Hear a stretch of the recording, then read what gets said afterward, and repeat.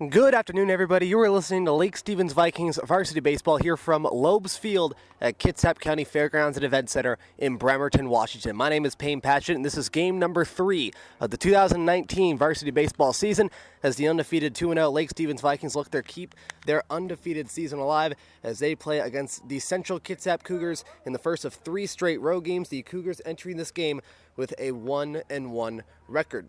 Just like back on Friday, we do not have the opposing team lineups yet, but what we do know is that the starting pitcher for the Lake Stevens Vikings will be number 6, Theron Perkins, the star in Friday's game against Mount Lake Terrace, getting 3 RBIs, and will be starting in his first game in over a season. When we come back, it'll be the top of the first inning. Lake Stevens will be coming up to the plate first. It'll be Tanner Lind, Hunter Zelasco, and Theron Perkins is the first 3 batters against the Central Kitsap Cougars team that is looking to get over 500 for the first time since the beginning of the year. And we are now back into the top of the first inning. Lake Stevens coming up to the plate against the Central Kitsap Cougars and their starting pitcher, number 7, Nate DeShriver. And the leadoff batter will once again be the left fielder, Tanner Lind, with the next 2 batters being the shortstop, Hunter Zelasco, and the starting pitcher, number 6, Theron Perkins. The first pitch from DeShriver, the windup. Tries butting for it, is in a position, but it goes upstairs for a ball 1. The lineup for the Lake Stevens Vikings, as told by manager Josh White, the first 3 batters, Tanner Lind, Hunter Zelasco, and Theron Perkins. Trey Long, the first baseman, is batting cleanup, and the 1-0. Strike 1 looking. At the 5 spot is the second baseman, Aaron Lampinen, and the 6th spot is the third baseman, Ethan Jansen. It is the first time this season that he is in the lineup. Devin McWaters, also the first time that he's in the lineup at right field. And the 1-1 foul ball, this one going above the Central Kitsap bleachers along the third base line. Count is now 1-2. Devin McWaters at the 7th spot at right field. Cameron Austin, the 8th spot in center. And Tommy Lindgren, the catcher, down at the number 9 spot in the batting order. Count is 1-2. Wind up from DeShriver. Strike 3 called. Tanner Lind gets caught looking for the first out of the top of the first. And that brings up Hunter Zelasco. Enters this game going 0 for 4. With an RBI, has scored 3 runs, has walked 4 times, and has been hit once entering this game.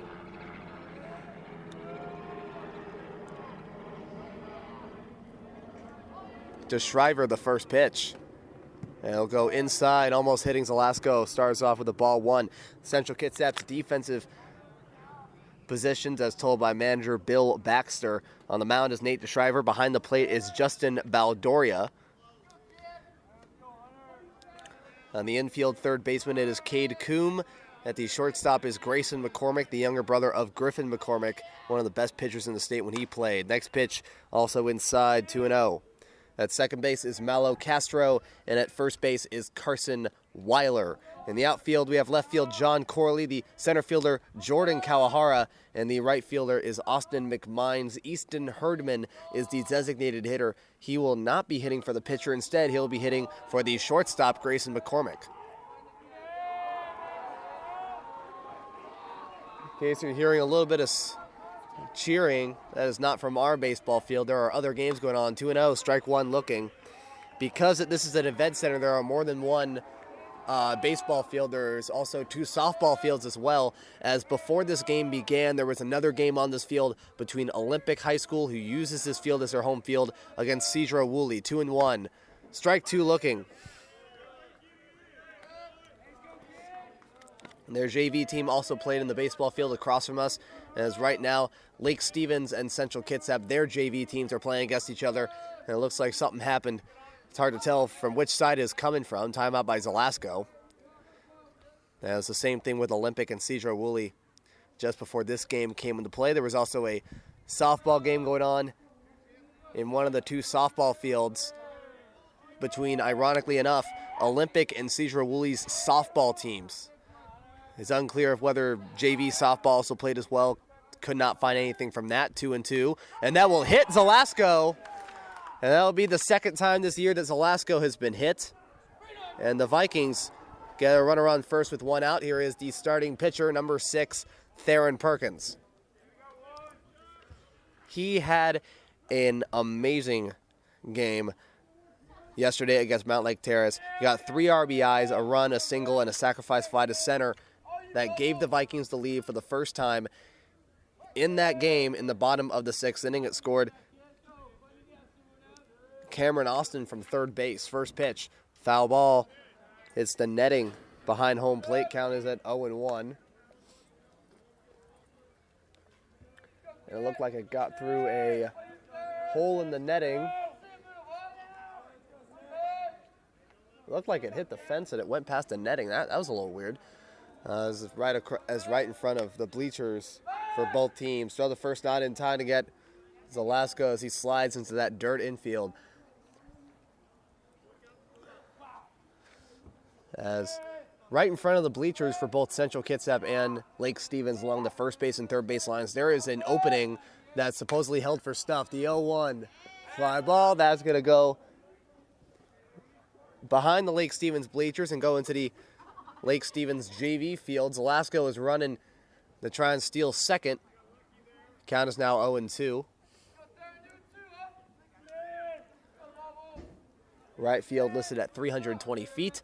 Left field listed at 315 feet. There is no number for dead center.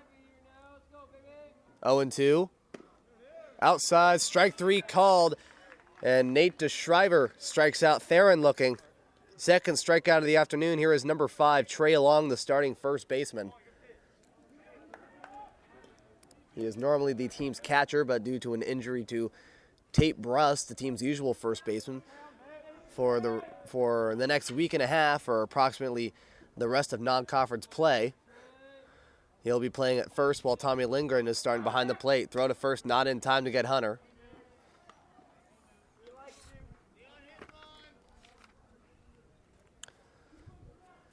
And because this is also the event center as well, there's also a number of other buildings in the surrounding area as well. First pitch, and that will go way inside for a ball 1. Trey had to duck away from that one. Starts at 0-1. There's also a number of buildings around the area as well. There is a parking lot. If you look into left center field, that's where the parking lot is. You keep looking that way, you see a couple of buildings. One of them is hosting a Kitsap Building Association Home and Garden Expo, and a foul ball. Count is even at 1-1. Yeah, when the bus came in, there was actually a number of food trucks that were parked along the parking lot of that building. So the team didn't really know what it was for. First thing that popped in my mind was, we're going to go there while the game before us is finishing up, but we never did. And then while getting ready for the game, there was a guy in the loudspeaker who said, "Thank you for coming to a Home and Garden Expo." The 1-1 fly ball, that's out, foul. Around the same spot as the last foul ball by Theron. Count is 1-2.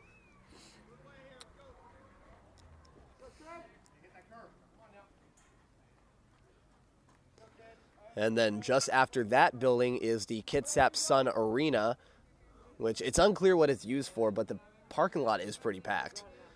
So hopefully something good. 1-2, outside, ball 2.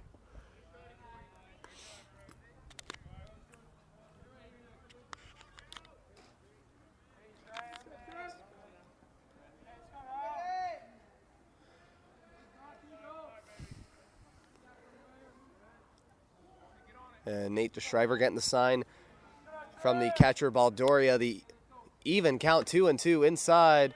And that's a strike 3 called. Nate DeShriver strikes out the side on 3 strikeouts looking to start the game. No runs, no hits, no errors. 1 runner left on. And Central Kitsap will have their chance here in the sunshine at the plate. Theron Perkins on the mound taking on the center fielder Jordan Kawahara, the second baseman Malo Castro, and the right fielder Austin McMines. Lake Stevens nothing, Central Kitsap coming up as we go into the bottom of the first. We are now back into the bottom of the first inning. Central Kitsap looking to get some runs on the board against Theron Perkins, who will be making his first start this season for the Lake Stevens Vikings. He'll be facing off against the leadoff hitter, the starting center fielder, number 1, Jordan Kawahara. Theron getting the sign from the catcher, Tommy Lindgren. The wind up in the first pitch. Strike 1 looking. And the first three batters, Jordan Kawahara, the second baseman, number 3, Malo Castro, and the right fielder, number 4, Austin McMines. And Theron, the 0-1. Inside ball 1. Then the lineup for the Central Kitsap Cougars, as told by manager Bill Baxter. The first three hitters, Jordan Kawahara, Malo Castro, Austin McMines. The middle of the lineup, first baseman Carson Weiler. At the 5 spot is the pitcher Nate DeShriver. And the 6th spot is the third baseman Cade Coombe. 1-1. And a foul chopper that rolls slowly towards the mound. The pitcher Theron picks it up. Count is 1-2 after it hits foul territory before rolling in the infield. And at the 7, 8, and 9 spots, the designated hitter, number 18, Easton Herdman, who will be hitting for the shortstop, Grayson McCormick. At the 8th spot is the catcher, Justin Baldoria. And at the 9th spot is left fielder, John Corley. Count is 1-2. The windup, the Theron. Check swing. Did he go? Yes, he did. Strike 3. And Theron has his first strikeout of the afternoon on a check swing by Jordan Kawahara. Here is the second baseman, Malo Castro.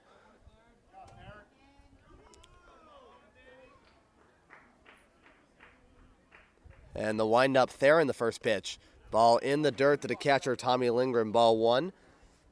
And the defensive positions for the Lake Stevens Vikings, as told by manager Josh White. On the mound is Theron Perkins. Behind the plate is Tommy Lindgren. In the infield, at third base is Ethan Jansen. Shortstop is Hunter Zelasco. Second base is Aaron Lampinen. And at first base is Trey Long. In the outfield, left field is Tanner Lynn. Center field is Cameron Austin. And at the right field is Devin McWaters, the 1-0. Fly ball. This one going into short center field. McWaters, Austin, and Lampinen running for it.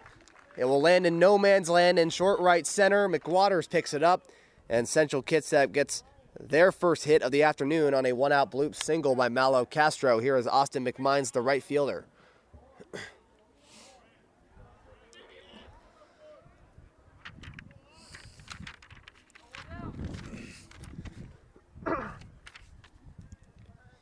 Excuse me.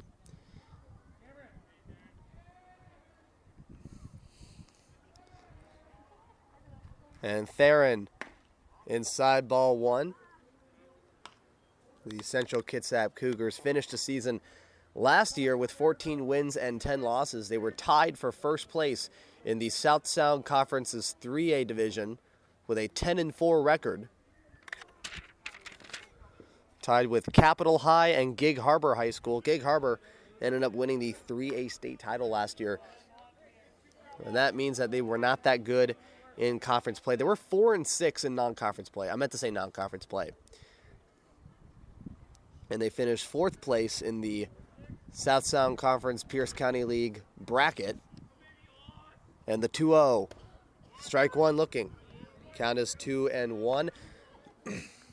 The Cougars started off strong in the postseason. They beat Spanaway Lake 12-8. And then Bonnie Lake 9-7 before playing Capital in the semifinals 4-2. They lost 4-2. And then they lost their next game in the 4th place game. My mistake. The 3rd place game to Shelton 8-5, where they finished 4th place. The 2-1 fly ball. Count is even going into the softball field behind the Central Kitsap bleachers. They played in the first round of the 3A state playoffs. They played against the O'Day Fighting Irish, where they lost 10-0.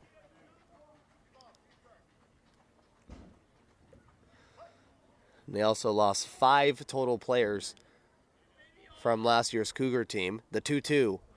Ground ball, chopper, fielded badly by Trey, tosses it to first. Does he get him out? No, he doesn't. He tosses it to the pitcher, Theron Perkins at first base.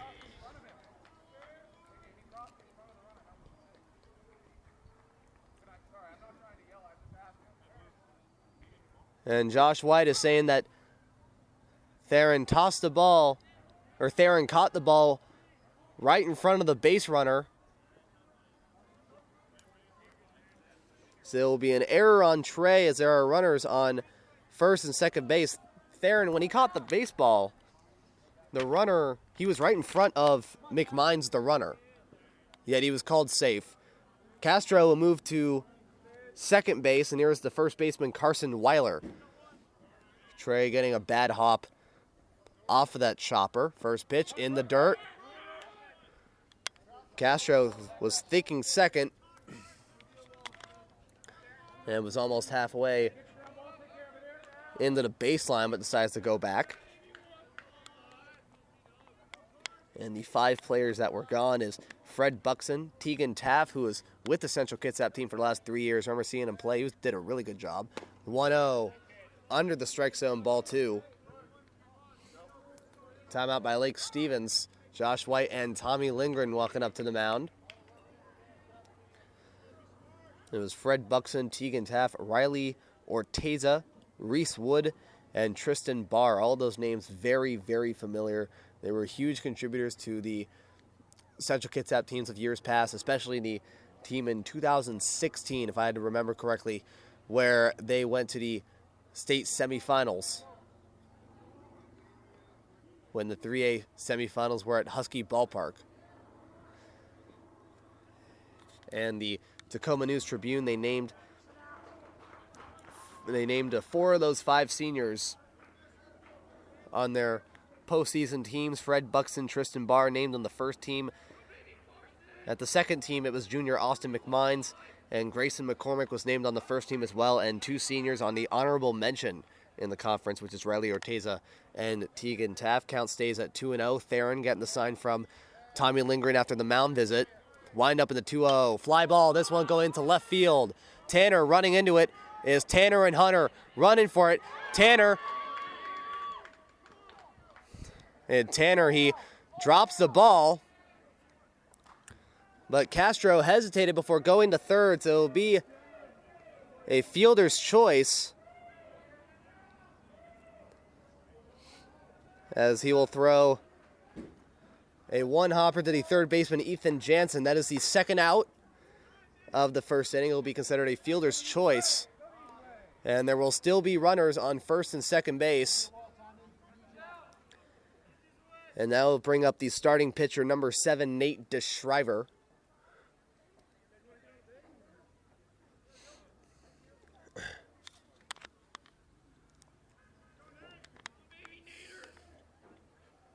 The first pitch by Theron, strike 1 looking. And Lake Stevens are using a different uniform combination that they did in than their last road game against Snohomish. They had a black cap with a black jersey. Now they have a purple cap with a black jersey, the ones that they usually wear at home. The 0-1 pitch, swing and a missed, strike 2. So with the new uniforms for the Vikings, it opens up a lot of opportunities to try and be creative here. You have the purple hat and black jersey. You have the purple hat and purple jersey, which we have not seen yet. We've seen the black hat and purple jersey yesterday when the Vikings played against Mount Lake Terrace. And today is the black jersey and purple hat. Theron, the 0-2, upstairs, ball 1. Nice job by Lindgren to keep that ball in play. As for Central Kitsap, this is the first year that they are using different uniforms as well, or at least different uniforms than the last time that the Vikings faced them, with the new logo as well, and they even have custom helmets. Very similar to what the Vikings do, except the Vikings have a limited number of custom helmets. Theron looks over at second, does not throw to McMines at second base. These two teams, they were supposed to play last season, but due to rain, that wasn't going to happen for a while. The schedule stayed at 19 games until it was announced that the Vikings were going to play their final game against North Creek. The 1-2, hard hit ball, this one going into short center field. McMines riding around third base. He is going to score. And it'll be an RBI single by Nate DeShriver as he hits one to the hole in center field. 1-0. Central Kitsap. Carson Weiler moves to second. And there is the third baseman, Cade Coombe.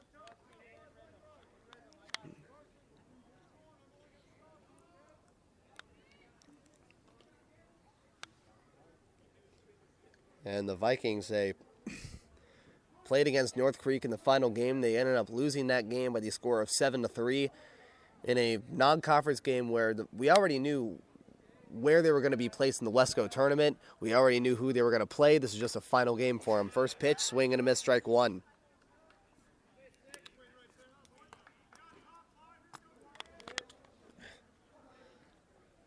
but before that, it became an annual thing since 2012. The Vikings, they beat the Cougars 5-0 at home, which is a part of that 19-1 season. In 2013, they beat the Cougars 10-0 in the first game of the season. And then in 2014, that was the only other meeting that the Vikings actually traveled on the ferry down to Kitsap County. The 0-1 swing and a miss, strike two. Count is 0-2 again. And it was in that game where, for the first time this season, it was Jacob Eason pitching on the mound. He pitched in the state playoff game the year before against Olympia, but never in a regular season game. And the 0-2 swing and a miss, strike three, and that will end the bottom of the first inning. It'll be 1 run on 2 hits, 1 error, and 2 runners left on. Central Kitsap has an early 1-0 lead as we go into the bottom of the first inning. DeShriver back on the mound as he'll face off against the 5, 6, and 7 hitters Aaron Lampinen, Ethan Jansen, and Devin McWater. Central Kitsap with an early 1-0 lead after 1. And we are now back into the top of the second inning. Central Kitsap takes an early 1-0 lead against the Lake Stevens Vikings. With the help of Nate DeShriver, who hit an RBI single in the hole in center field. He is now back on the mound as he'll face off against the second baseman Aaron Lampinen. And DeShriver wind up in the first pitch.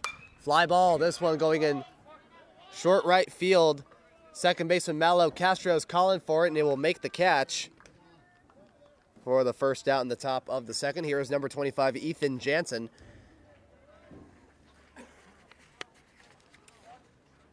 Walking up to the plate, he was the designated hitter in the first game of the year against Nahomish at the 7th spot. He is now at the 6th spot and playing third base.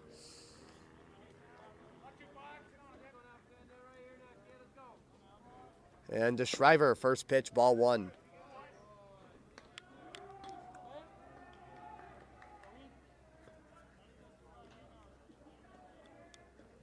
DeShriver, he threw 5 balls for 12 strikes and 17 pitches. Looking pretty solid. The 1-0. This one going into the gap in right center field, and the left center field, my mistake, and the left fielder John Corley makes the catch for the second out. It was a well-hit ball.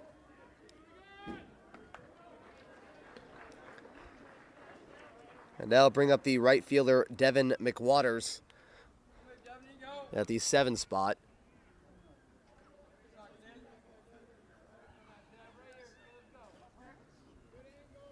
And the first pitch, swing and a miss, strike 1.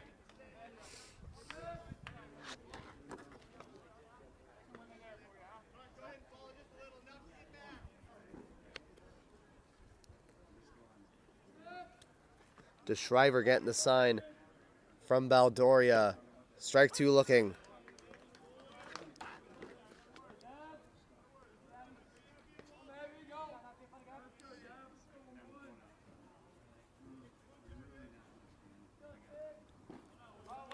DeShriver ahead of the count, the 0-2.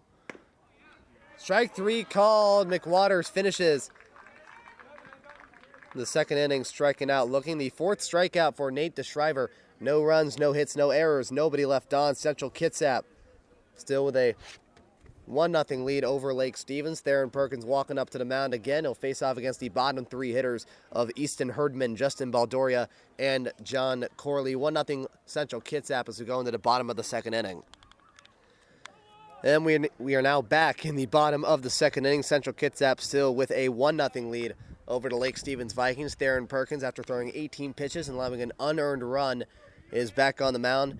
He'll face off against the number 7 hitter, the designated hitter, Easton Herdman.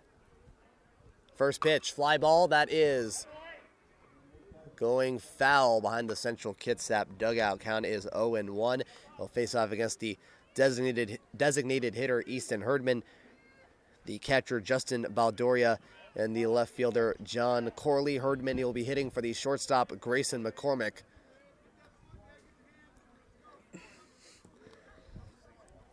And Perkins at 7 balls for 11 strikes and 18 pitches total for the Vikings. And the 0-1, it'll be a foul roller. It'll hit the blue padding along the first base line. Count is now 0-2.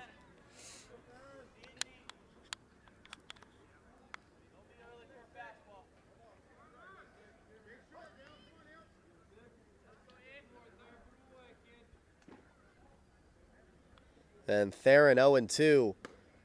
Inside, ball one.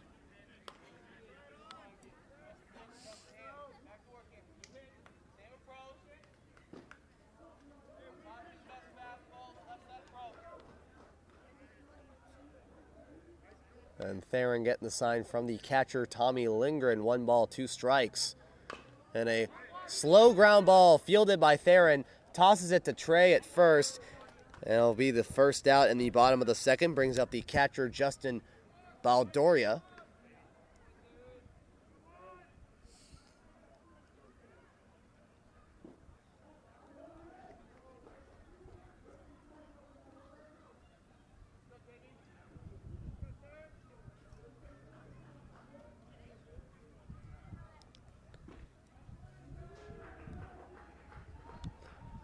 And Theron, the first pitch. Hard hit ball. This one going over the glove of the shortstop, Zelasco, in the left field.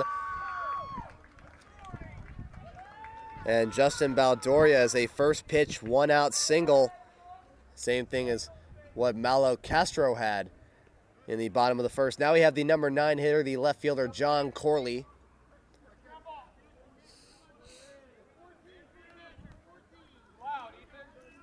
And it'll be a pinch runner for Baldoria. That is number 14, Chandler Lindstrom. And the rest of the reserves for Central Kitsap, Owen Davies, Josh Flower, Caden McDowell, Chandler Lindstrom, and Jaden Tolentino Balagtas.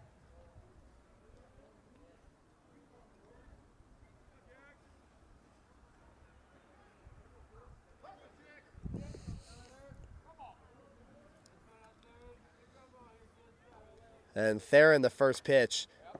It'll be a check swing as he'll hit the blue padding. Count starts at 0-1.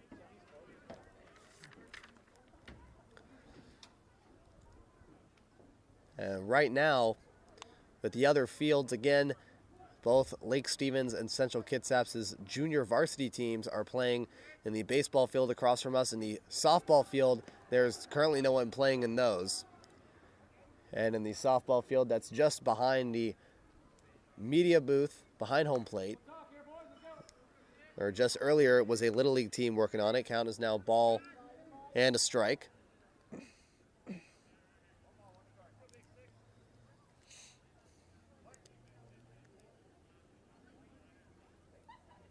Theron looking over at first base towards Baldoria. No, towards...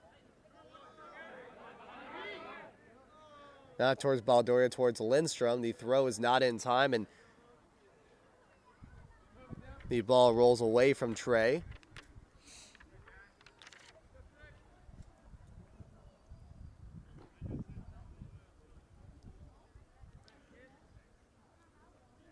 Count is still even at 1-1. Theron, check swing. That's a strike 2.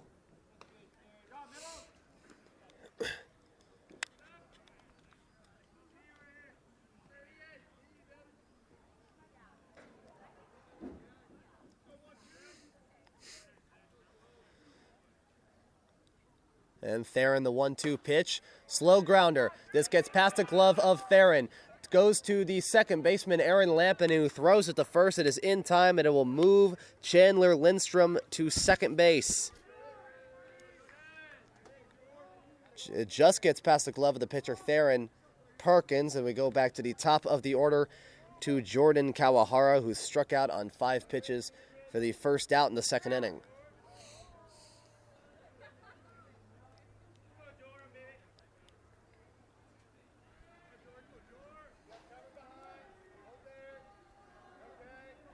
And the first pitch by Theron, ball 1. And another note about the about this field, the Kitsap County Fairgrounds and Event Center ball field, is that not only are there metal, mobile, what could be compared to general admission seating, along the first base and third base lines. The dugouts are also very big. The 1-0 going to center field. Cameron Austin, he is there. He is under it and will make the catch to end the bottom of the second inning. No runs on one hit, no errors, and one runner left on. Score is still 1-0 Central Kitsap as DeShriver walks back to the mound. Will face off against the 8, 9, and 1 hitters. It will be Cameron Austin, Tommy Lindgren, and back to the order in Tanner Lind. 1-0 Central Kitsap as we go to the top of 3. And we are now back into the top of the third inning. Central Kitsap still leading Lake Stevens 1-0, and the Vikings still searching to get a run on the board. Nate DeShriver back on the mound, trying to pitch his third full inning of work as he'll face off against the number 8 hitter Cameron Austin, the starting center fielder.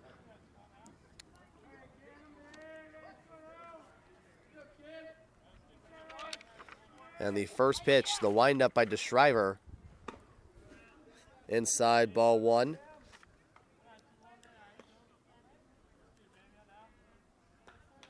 And Cameron Austin currently 2 for 5, a .400 batting average, 1 double, 2 RBIs, 3 total bases, and 2 runs. Inside, ball 2.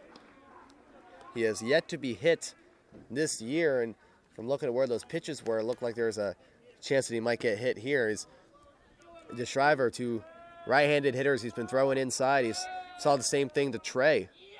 2-0. Swing and a miss, strike 1. He either throws way inside or he throws on the mark.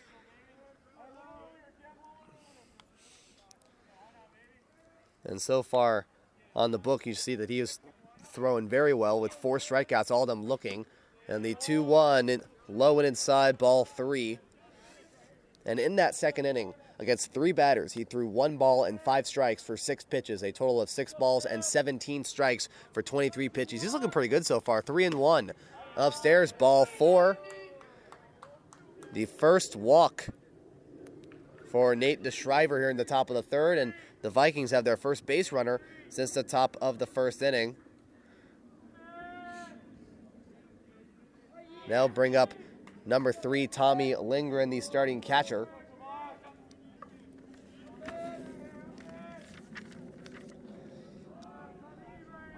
And Lindgren 1 for 4 with a .250 batting average.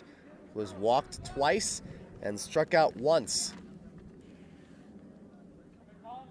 This year, tries bunting for it. It'll go foul as it will roll towards the on-deck circle for Central Kitsap right next to their dugout. Count starts at 0-1.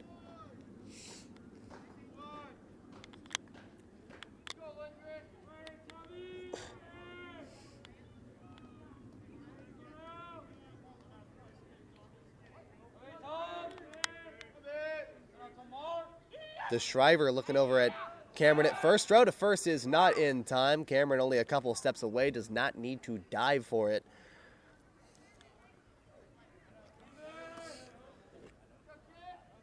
And like I mentioned at the beginning of the broadcast, this is the first of 3 straight road games for the Lake Stevens Vikings. Throw to first, gets past the first baseman, Weiler, and he'll go to second on the error by the pitcher. And the Vikings have their first runner in scoring position in this game off of an error by the pitcher DeShriver. Austin, he ran into the first baseman Weiler while going to second. Brings up the possibility of that if Cameron was called out at second, Josh White could argue interference. But he does not need to do that. Cameron is at second base. Count is still no balls and 1 strike. And the 0-1, DeShriver low. Ball 1. This is the first of 3.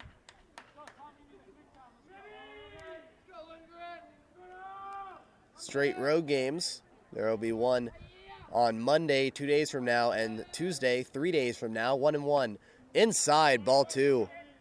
Throwing around that same spot again to right-handed hitters.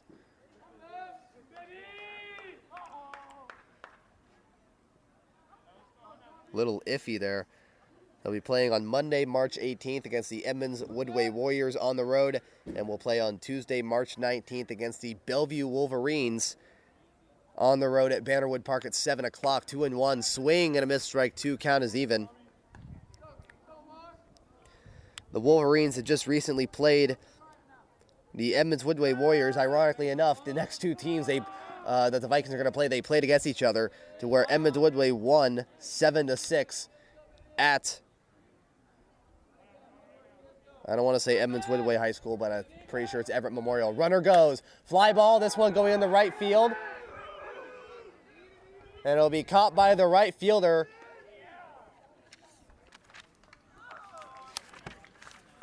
The fly ball caught by the right fielder, Austin McMines.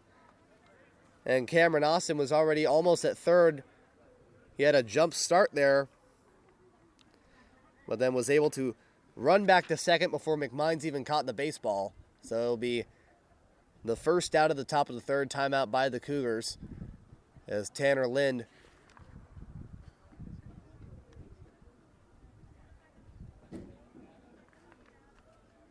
walks up to the plate. He struck out looking on 5 pitches. His last time up.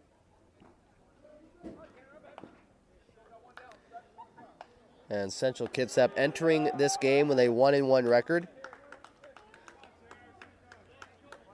I apologize if I misspoke something. I said that they were going to try and go over 500 for the first time since the beginning of the year. That is technically not true. They started the year 0-1. They lost by 1 run on the road to Bellarmine Prep, and then they beat North Kitsap by the score of 6-4. So they're coming off a win back on Wednesday, and now they have their top pitcher on the mound. First pitch low, ball 1. This will be their final non-conference game for a while, as they'll play their next non-conference game on March 23rd against Kelso. But between then and now, they'll play 2 conference games against the Yelm Tornadoes. 1-0, strike 1 looking. So their next game will be here at the Kitsap County Fairgrounds on March 19th. They'll play, after today, 3 more games, 1 against Yelm, the 23rd against Kelso, and on March 26th against Timberline, before officially playing again at Central Kitsap on March 30th, as there is currently construction going on. Ground ball going to the second baseman, Malo Castro, who throws to first. And it will get Tanner out at first. Cameron moving to third. Here is Hunter Zelasco, who got hit on a 2-2 pitch and was stranded at first base. And that is the reason why we're not playing at Central Kitsap High School, is because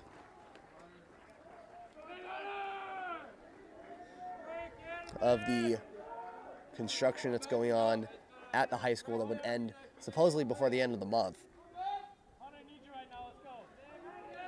And the first pitch by DeShriver, ball 1.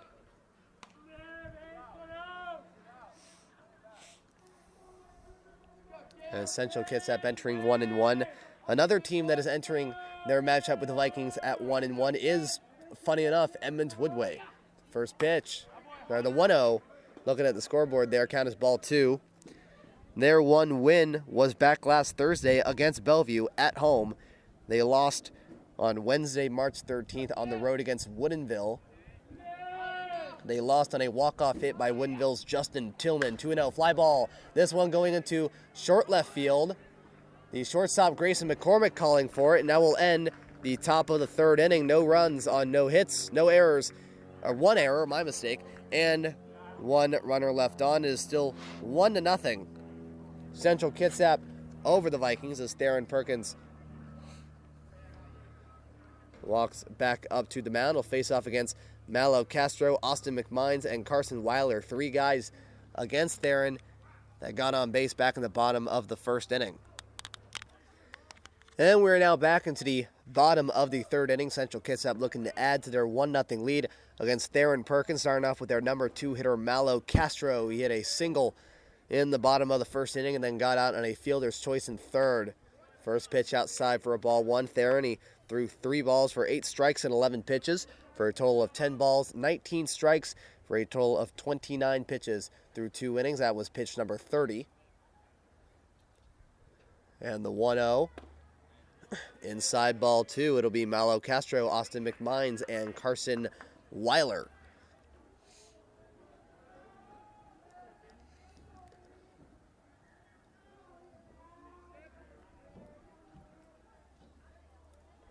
And the 2-0. Foul ball hits the fence just over the netting. Count is now 2 balls and 1 strike.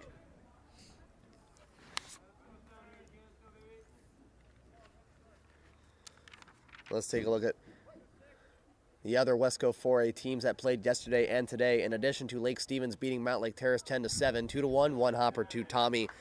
Count is now 3 balls and 1 strike. Also in other games, the battle at the bridge, Mount Vernon against Burlington Edison. It was one of the oldest rivalries in the state of Washington.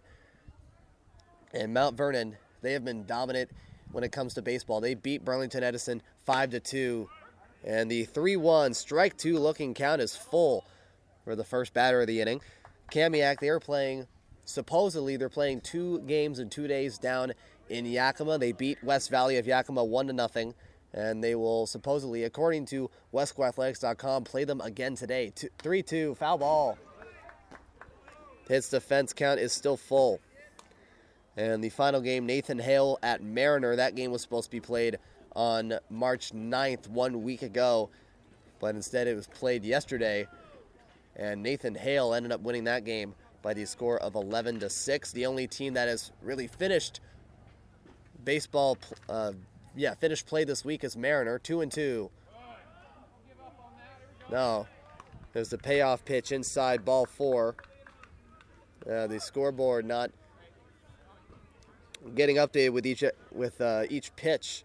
It'll bring up Austin McMines, got on base on the error by Trey as he tried tossing it to first, and is the lone run that's scored for the Cougars. And Mariner, the only team in the Wesco 4A Conference that's done with play this week. They're 0-2. Everybody else is playing today. First pitch, outside, ball 1. They are playing today either because they were scheduled to play today or they are playing games that were moved or that were moved from past dates. One example is Monroe at Arlington. That started back at 1 p.m. Count is now 2-0, low in the dirt. Tommy Lindgren going to talk to Theron at the mound. Other games that started at 1 p.m. There's Cascade playing up against Squalicum. Ingraham against Jackson. Ingraham, the team for any of you guys paying attention to high school sports in Snohomish County. That is the one of the teams that Marysville Pilchuck beat in the state tournament, led to that 4th place finish. That's the first thing that Ingraham pops into my mind for. And then Ballard, once again traveling up north to take on Mount Vernon. 2-0. Hard hit ball. That goes into the hole in left field. Runners at first and second.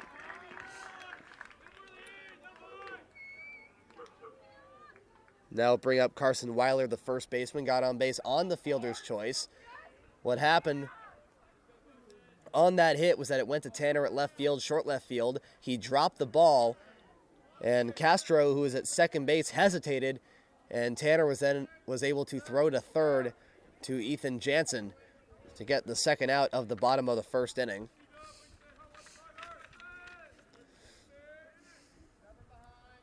And the game against West Valley of Yakima started back at 11 in the morning. Pitch, bunt for it. Perfect bunt down the first base line. Tommy picks it up, throws to first. It's in time. A sacrifice bunt by Carson Weiler, and it advances the runners. Malo Castro in third. Austin McMines at second. And here is Nate DeShriver, who hit the RBI single that scored the only run of the game. Is looking to help his own cause once again at the plate.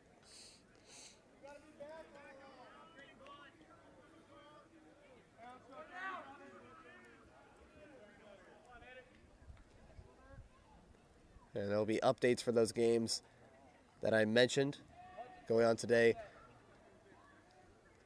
soon. First pitch, swing and a miss, strike 1.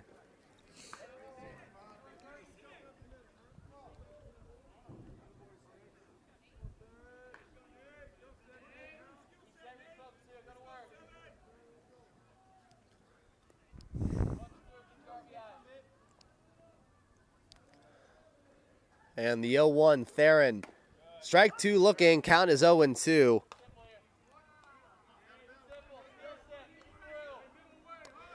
And we do have an update from that Kamiak West Valley of Yakima game. That score, final score, West Valley of Yakima 8, Kamiak 1. So Kamiak will now finish their week 0-2. One hopper to Tommy. Runners will stay. Count is at 1-2.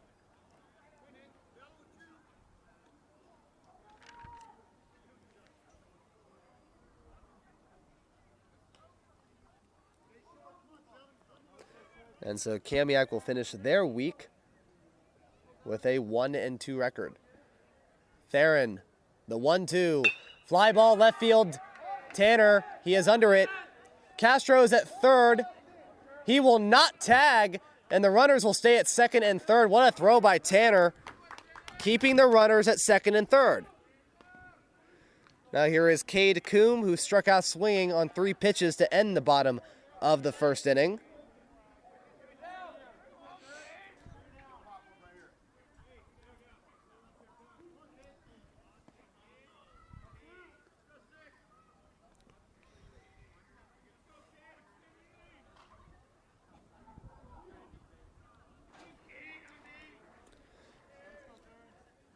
And Coombe, he was up at the plate with runners on first and second in that first inning. First pitch, ball 1. Nice job by Tommy to keep that ball in play.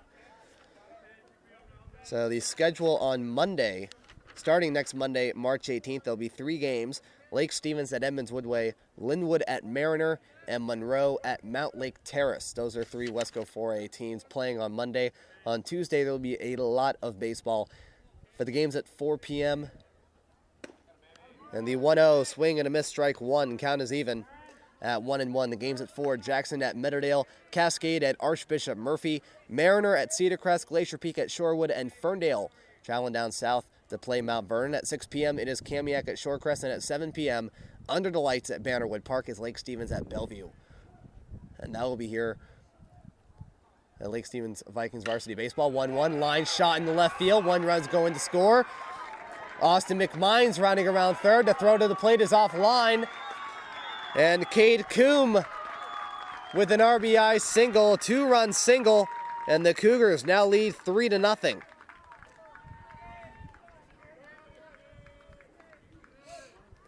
He will move to second on the error by the left fielder Tanner Lind.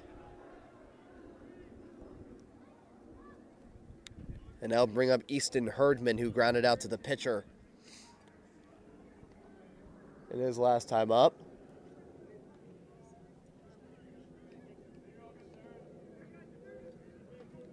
There's currently some activity going on in the Lake Stevens bullpen. Hard to tell who it is, but someone is warming up.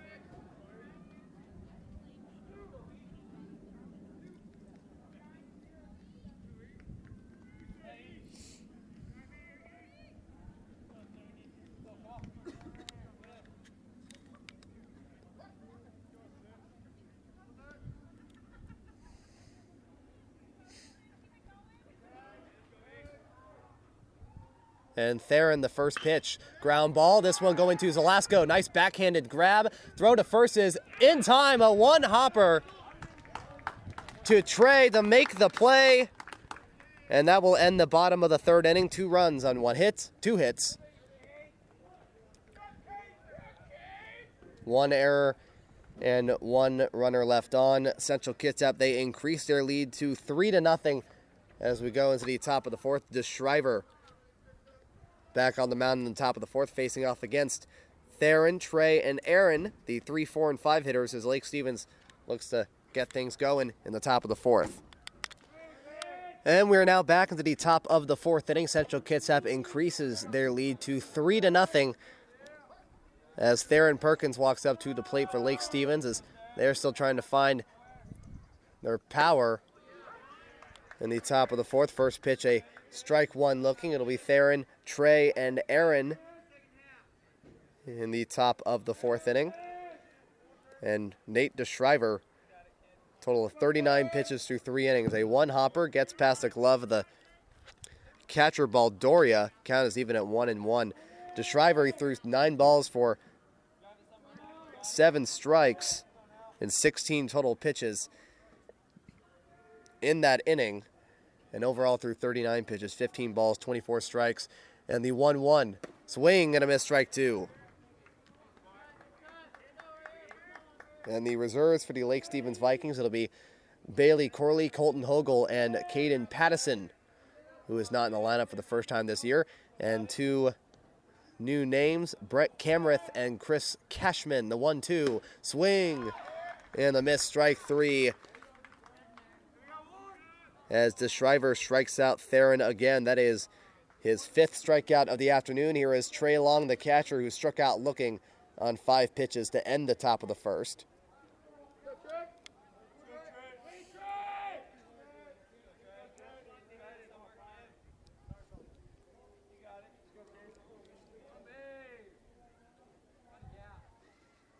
And DeShriver, first pitch. Low, ball 1.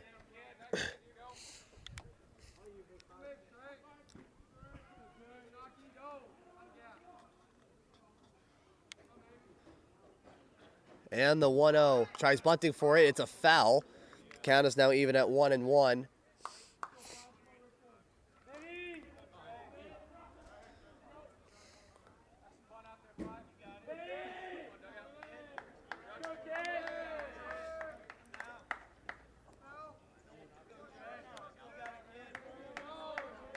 And Nate DeShriver getting the sign from the catcher.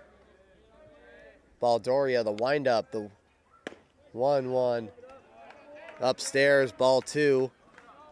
DeShriver, he's allowed no hits through 3 1/3, a walk in the 3rd inning, and he hit a batter in the top of the 1st. But so far he is golden into account with 5 strikeouts as well. And the 2-1, strike 2 looking, count is even again.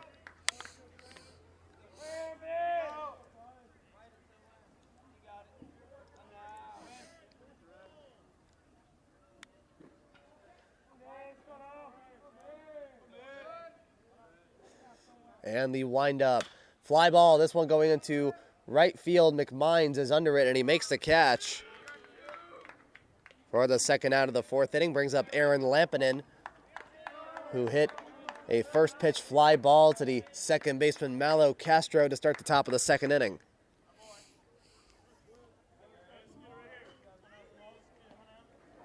And now the scoreboard is malfunctioned for a good couple seconds.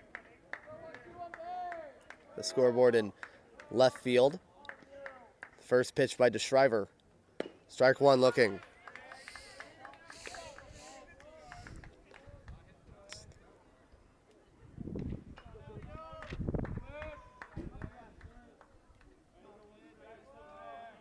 And DeShriver the 0-1. Strike 2 looking.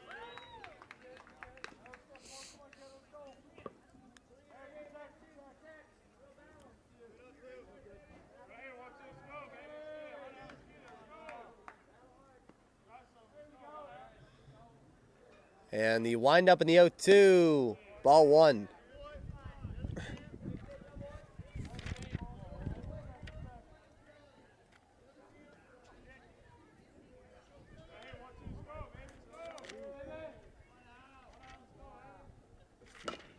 And the 1-2, a slow ground ball picked up by the third baseman. No, it is bobbled by the third baseman.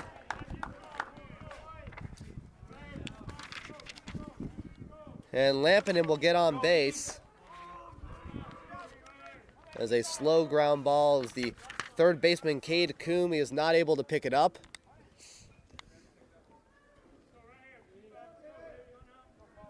And it will be an error on Coombe, the second error by Central Kitsap this afternoon. Here is Ethan Jansen. And the first pitch, swing and a miss, strike 1.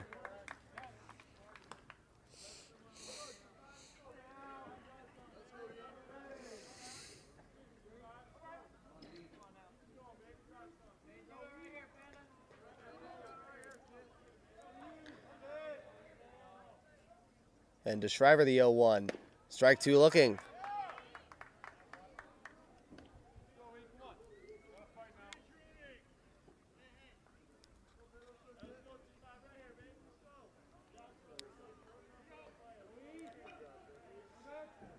And to Shriver looking over at first base towards Aaron Lampin in the 0-2. That's a strike three call, and that will end the top of the fourth inning. Strikeout number 6 for Nate DeShriver. No hits, no runs, 1 error, and 1 runner left on. Still a 3-0 game.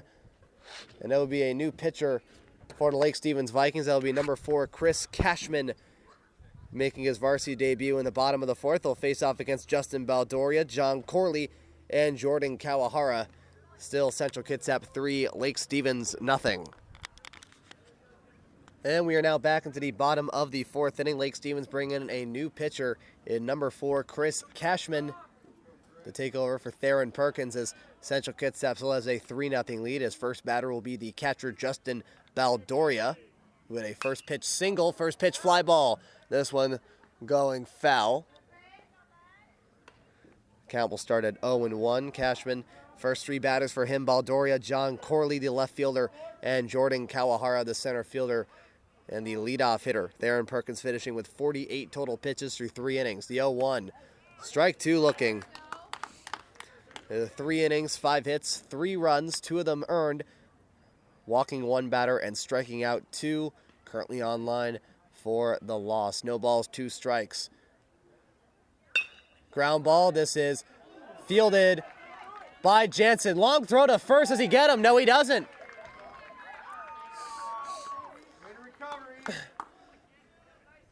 It rolls along the third base line. And it takes a bad hop right in front of Ethan Jansen. He's able to field it, throw it to first, and is not able to get Baldoria in time.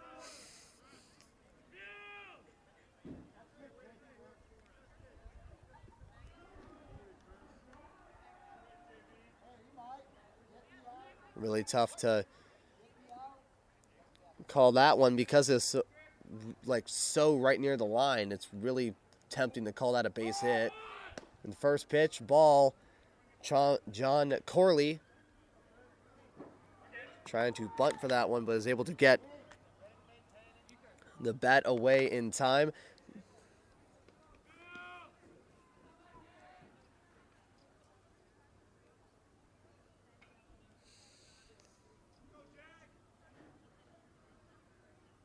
And Cashman, the 1-0 ground ball. This one going to Jansen, who throws it to first. It is in time. No, he drops it. And it'll be an error on Ethan Jansen. Baldoria, no, it was number 14, Chandler Lindstrom. He was able to get a jump on it, preventing Jansen from throwing it to second to make it 2. So Jansen instead threw it to third, threw it a little high to Trey Long, and Trey was not able to hold on. Runners on first and second for the first 2 batters, and the second error for Lake Stevens brings us back to the top of the order in Jordan Kawahara, who is 0 for 2.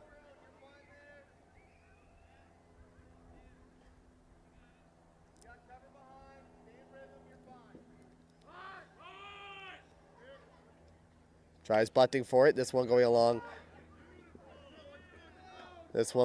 the first base line. Trey picking it up, throwing it to the second baseman, Aaron Lampinen. Sacrifice bunt moves the runners.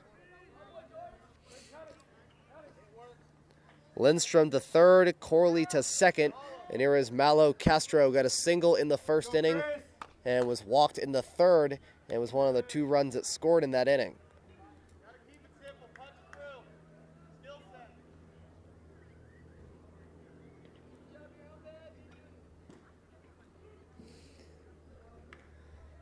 And the first pitch by Cashman, tries bunting for it. That one is a foul.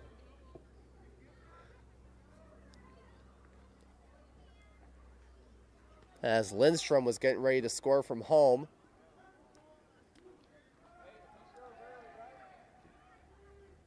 Count will start at 0-1.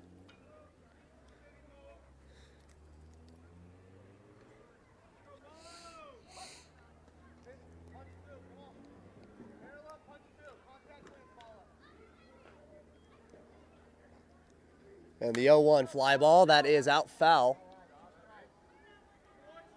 Count is now 0-2.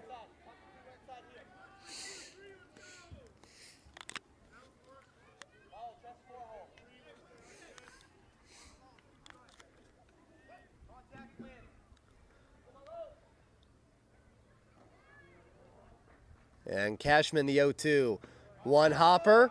Runners will stay. Count is 1-2.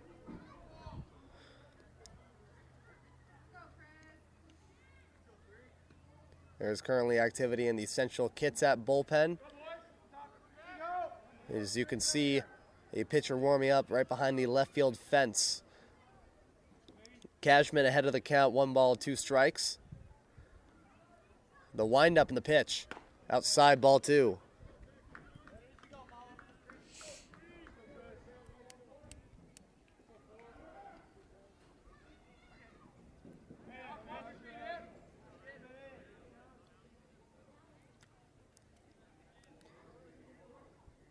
Count is even, 2-2. Wind up, Cashman. Hard hit ball goes going to left center field. Back goes Austin. Does he make the catch? Yes, he does. Not Baldoria. Lindstrom will score from third, and it'll be a sacrifice fly by Malo Castro. A nice job by Cameron in getting after that ball. And it is now 4-0 Central Kitsap over Lake Stevens. Timeout by the Vikings. Josh White talking to Cashman as we go to Austin McMines. He's one of a number of Central Kitsap hitters who has contributed to this 4-0 lead. He has scored 2 of the 4 runs in this game. Both at-bats ended in runs produced for the team. Other hitters included Cade Coombe with the 2-run single in the third. Not Justin Baldoria, my mistake. Chandler Lindstrom, I got to write something down for that. Include getting a run in and being a presence on the base paths. And Nate DeShriver, who started it off in the bottom of the first inning with an RBI single and is doing a masterful job on the mound for Central Kitsap. The first pitch coming up for Cashman against Austin McMines, the right fielder. Corley at second. And strike 1 looking.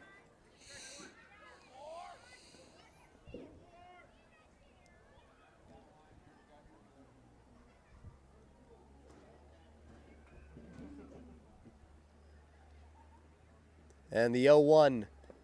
And a ball in the dirt. Corley stays at second base. Count is even.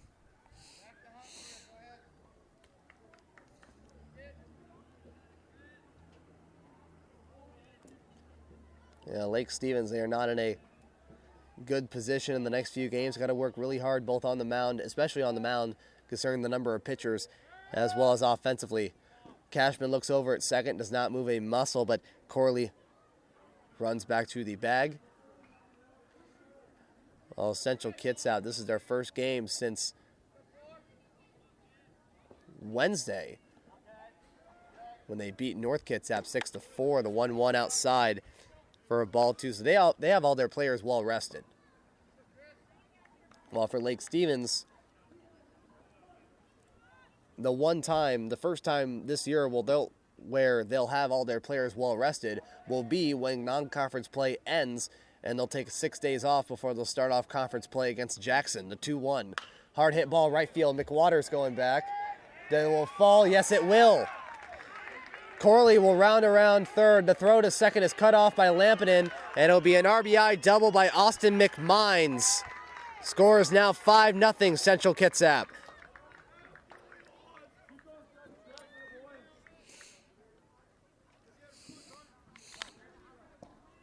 And now we have Carson Weiler hit a fielder's choice in the bottom of the first and a sacrifice bunt in the third inning.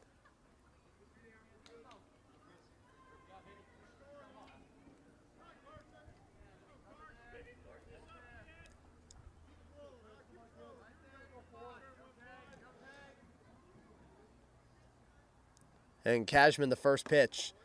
Ball one upstairs.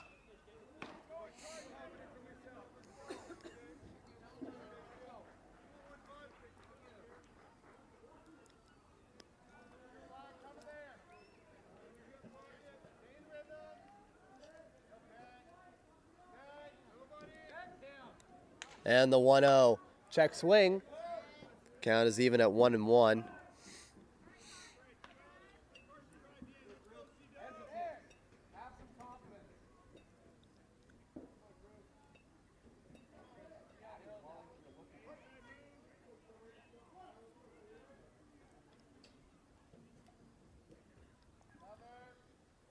And Cashman looking at McMines at second, even at 1-1. Strike two looking.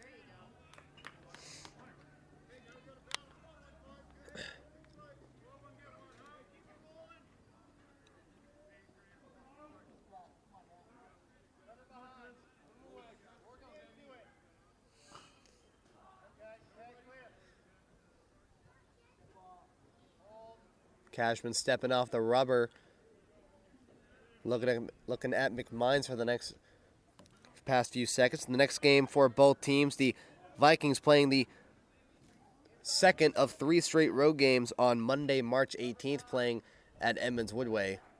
While Central Kitsap will play against Yelm. Throw to second is offline, but Zalaska was able to make the catch before he was able to get into the outfield.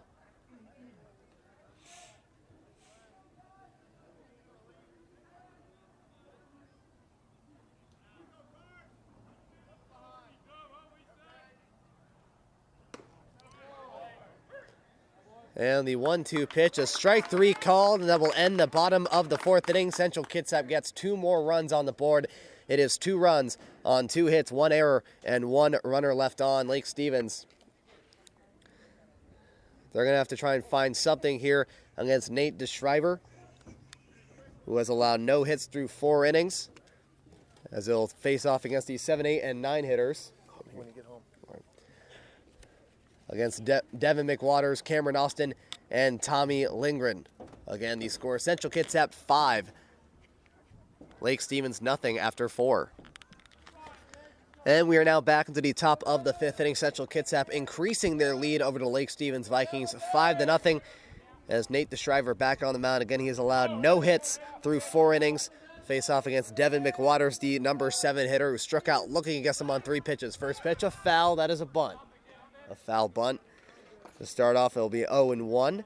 DeSchreiber facing off against the 7, 8, and 9 hitters. Devin McWaters, Cameron Austin, and Tommy Lindgren.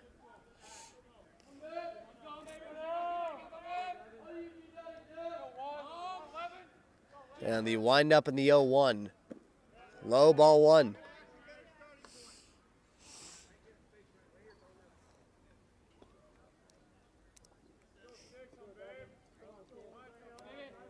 And the windup, the 1-1 pitch. Strike 2 looking. As DeSchreiber is ahead of the count again. Right now he has 1, 2, 3, 4, 5, 6 strikeouts through 4 innings. And he has thrown 55 pitches through 4 innings as well, through 16 pitches in the 4th inning, 4 balls and 12 strikes. And the 1-2 by DeSchreiber. Fly ball. That is a short fly ball straight to the shortstop, Grayson McCormick, for the first out of the 5th inning. Brings up Cameron Austin, who was walked on 5 pitches, then was able to get to second on an error by the pitcher DeSchreiber, and then on a ground out by Tanner Lind was able to move to third. That was the closest the Lake Stevens runner has ever been. First pitch is strike 1 looking.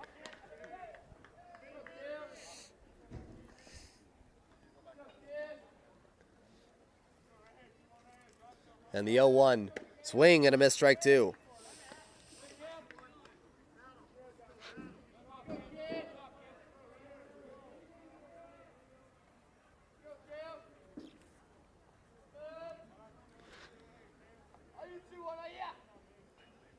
And the 0-1 outside, ball 1, as the ball gets off of the glove of the catcher, Justin Baldoria. Count is even. That'll be a pinch hitter currently on deck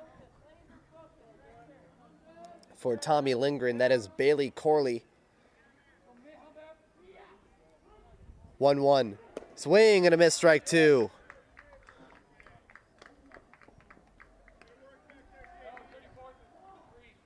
Oh, my mistake. There was a pitch off. And it was actually a strikeout, so a swing and a miss, strike three. And Austin then immediately going to first base, even though he struck out. That is strikeout number 7 for Nate DeShriver. Brings up a pinch hitter number 34, Bailey Corley, the first time that he has been up to the plate since the last game of the season where he was the starting pitcher against North Creek. Ended up going 0-1 in that game.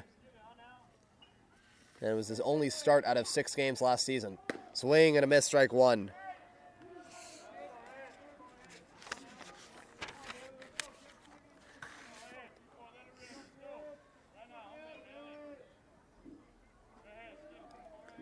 And the 0-1. Strike two looking.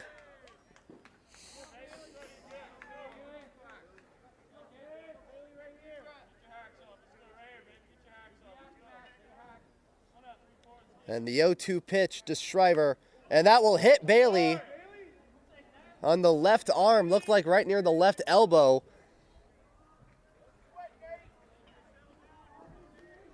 As that one goes inside once again. This time it will hit the batter.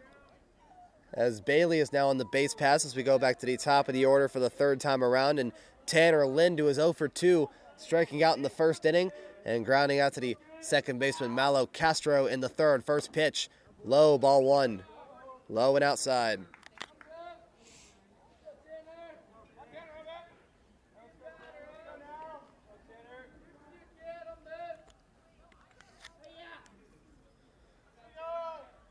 The 1-0 DeShriver, hard line shot. This one going to the shortstop, throwing it to second. It'll be in time for a fielder's choice. And Nate DeShriver has allowed no hits through 5 innings, no runs, no hits, no errors, and 1 runner left on. A 6-4 gets Bailey out at second. It is still a 5-0 Central Kitsap lead as Chris Cashman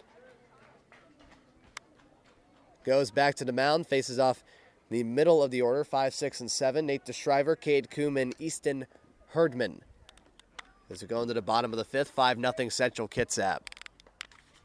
And we are now back into the bottom of the 5th inning. Central Kitsap trying to extend their 5-0 lead against Chris Cashman, starting with the number 5 hitter, Nate DeShriver, who is 1 for 2 with an RBI single. Fly ball, this one going into center field. Cameron Austin's calling for it. He is under it, and he will make the catch for the first out of the bottom of the 5th inning. Here is Cade Coombe, hit a 2-run single in the third, and is 1 for 2 with a strikeout in the first inning. And that 2-run single that scored Malo Castro from third and Austin McMines from second.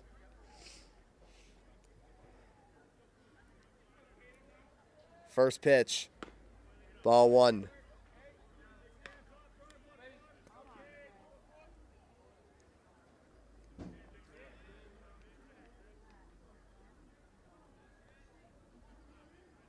And the pitch by Cashman, fly ball. This one going into short center field.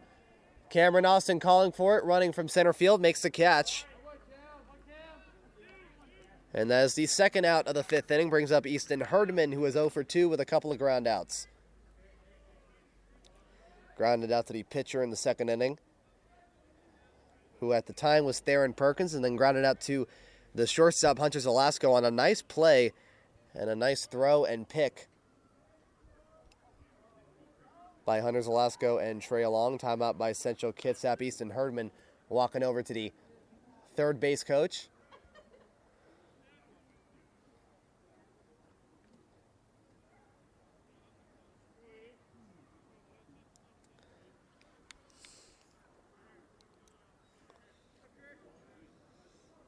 As Cashman is looking to throw the first 1-2-3 inning for the Vikings this afternoon. DeShriver threw his first 1-2-3 inning back in the top of the second inning.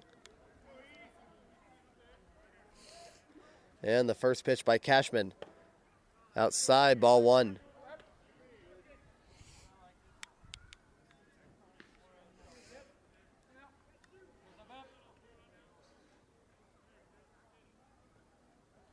And the windup in the 1-0. Strike one looking.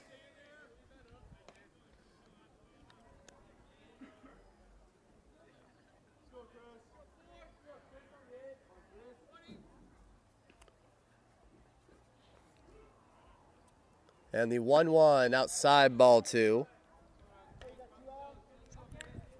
Cashman, he threw for 6 balls and 13 strikes and 19 pitches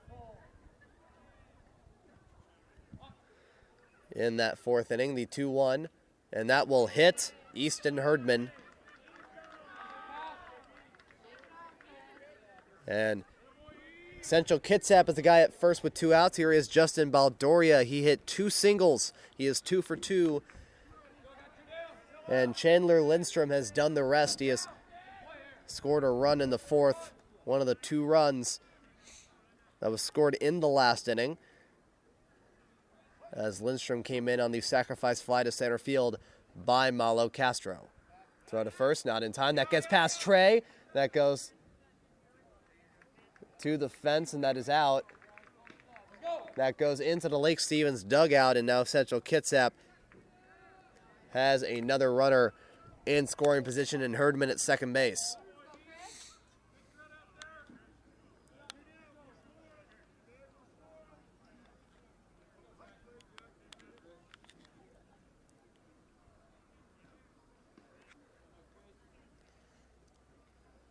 And Cashman looking at second first pitch. Check swing, strike one.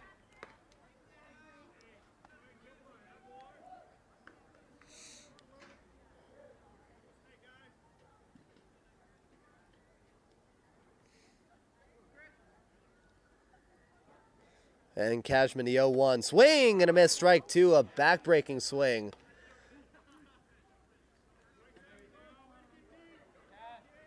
By Baldoria, the catcher. Central Kitsap threatening with a runner at second base.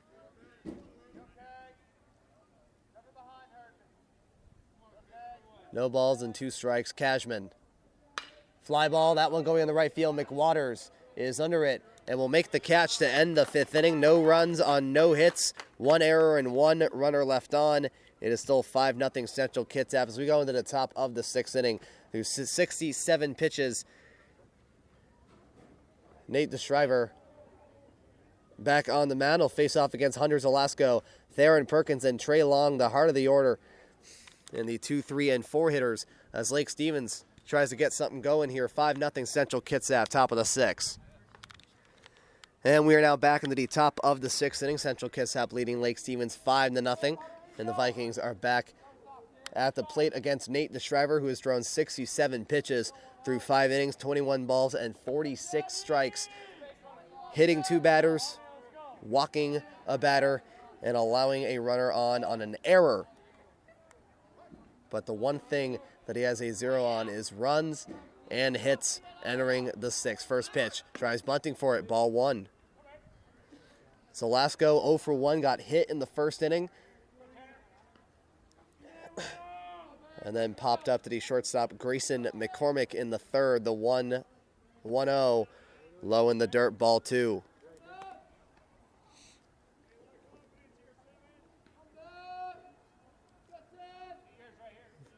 And the 3 batters, it'll be Hunter Zelasco, Theron Perkins, and Trey Long.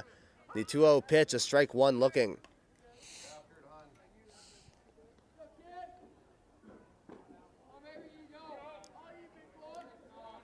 And the 2-1 to DeShriver. Low in the dirt, ball 3.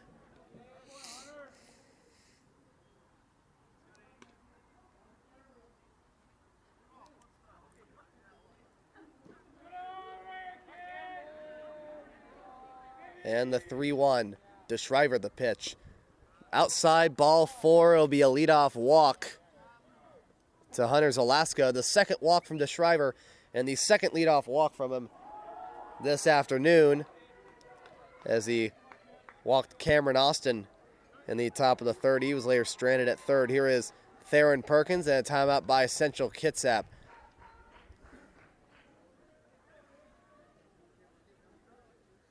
And looks like they might be bringing in a new pitcher. The bullpen catcher And a Central Kitsap player is returning from the bullpen. So, and they're going to put him in now. As Nate DeShriver is done for the night. What an amazing job that DeShriver has done on the mound. But now there's going to be a new pitcher for the Central Kitsap Cougars.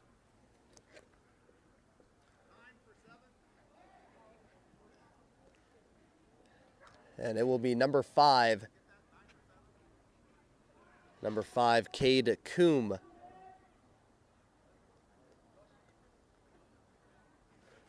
On the mound. We'll take a quick break here in the top of the 6th inning. No outs, runner on first. Central Kitsap leads by 5 runs.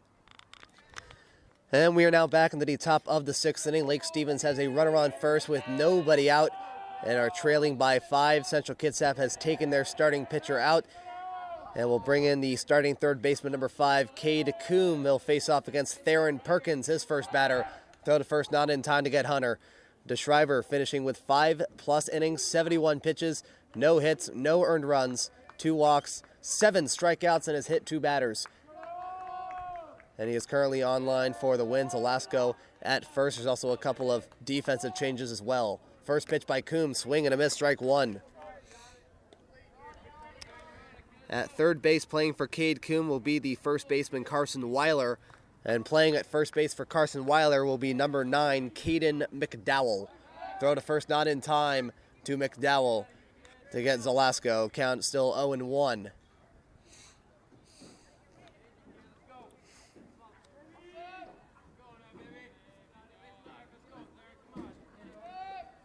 And runner goes. As Theron tried to bunt for it, but it hits him in the hand. And the Vikings have multiple runners on base for the first time this afternoon.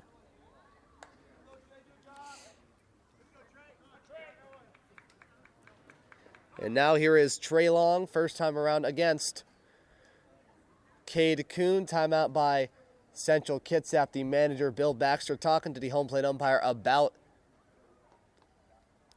the hit. Theron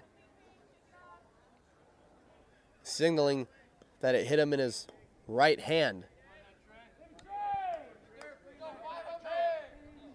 but that he is fine enough to be on the base paths. Runners on first and second.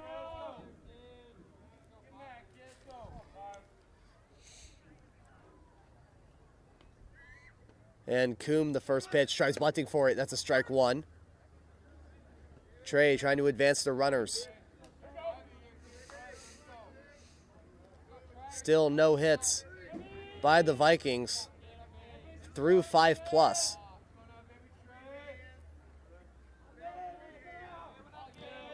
And Cade looking at second towards Hunter. They'll wind up in the 0-1. And that will hit the home plate umpire. The runners will advance.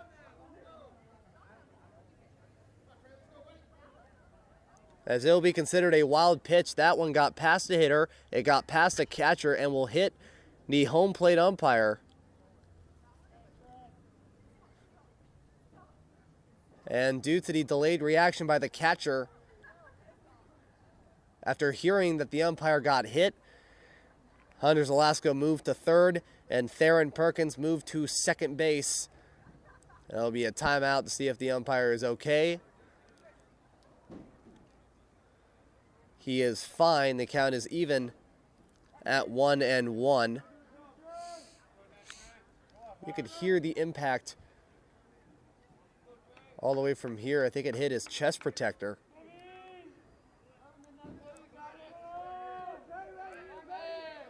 Because to be honest, if it hit anything else, he would probably be on the ground or helped off. But he is fine. It hit this chest protector. 1-1. Swing and a miss, strike 2.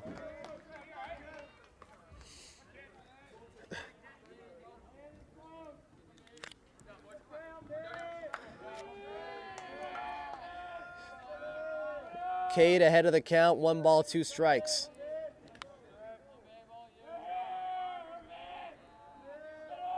The windup and the pitch. Fly ball, that's foul. Count stays at 1-2. Lake Stevens, timeout by Central Kitsap.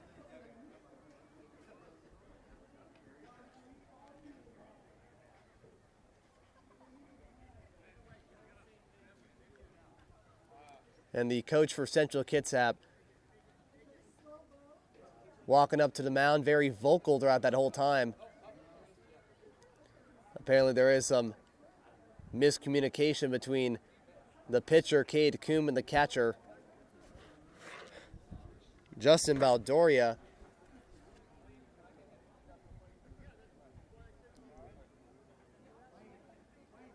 And there will be a timeout by Lake Stevens. Theron Perkins running over to the dugout to check on something. From this angle, it's hard to tell exactly what it is.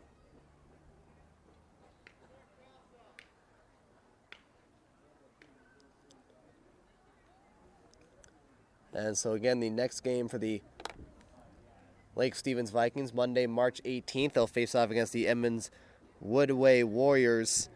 And the next game for the Central Kitsap Cougars will be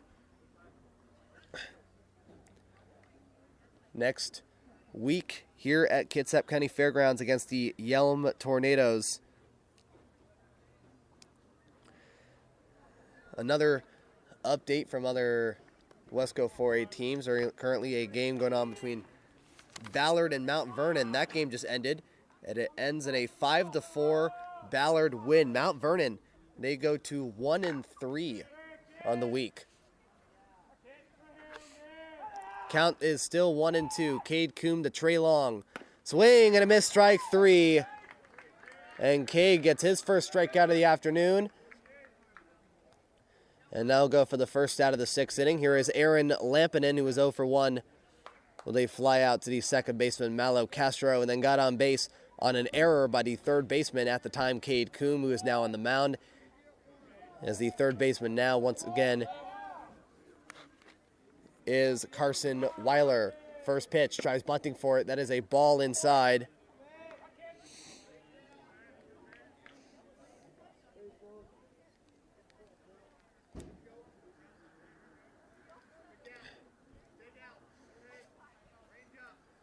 Lake Stevens with runners in scoring position, the 1-0.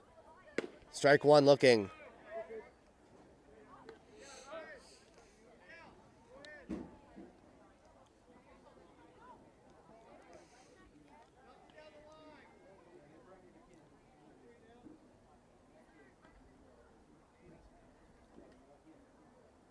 And Coombe the 1-1. Ground ball, this one getting into the hole in left field. Alaska's going to score. Theron riding around third. He is going to score. And the first hit for the Lake Stevens Vikings in the top of the 6th inning is a 2-run single by Aaron Lampinen. And Lake Stevens has cut the Cougars' lead to 3. The score is now 5-2. The first base hit for the Lake Stevens Vikings in the top of the 6th inning. They'll bring up Ethan Jansen, who was 0 for 2.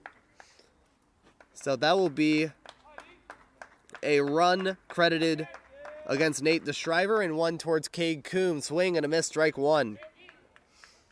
As DeShriver, he walked Zelasco, and Zelasco was one of the 2 runs that scored. So the Vikings now have some runs on the board and trail by 3. Throw to first, not in time.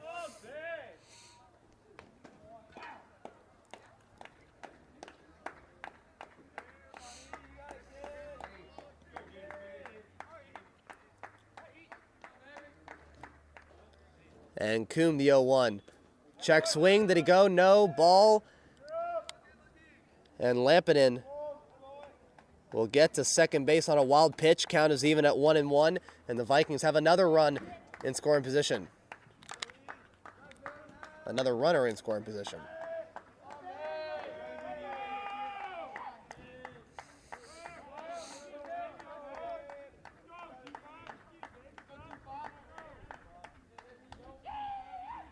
And the 1-1 fly ball, that is foul, going over the Central Kitsap dugout. Count is now 1-2.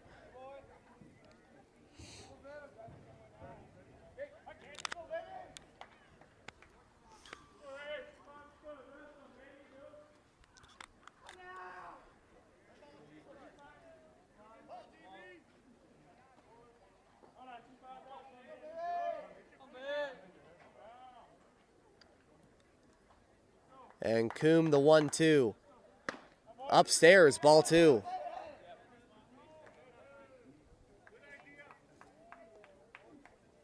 And Devin McWaters will be taken out. He is on deck. And he'll be replaced by Caden Pattison. And we'll bat either in later this inning or in the top of the 7th. And the 2-2 make that top of the 7th. Strike 3 called, the second strikeout.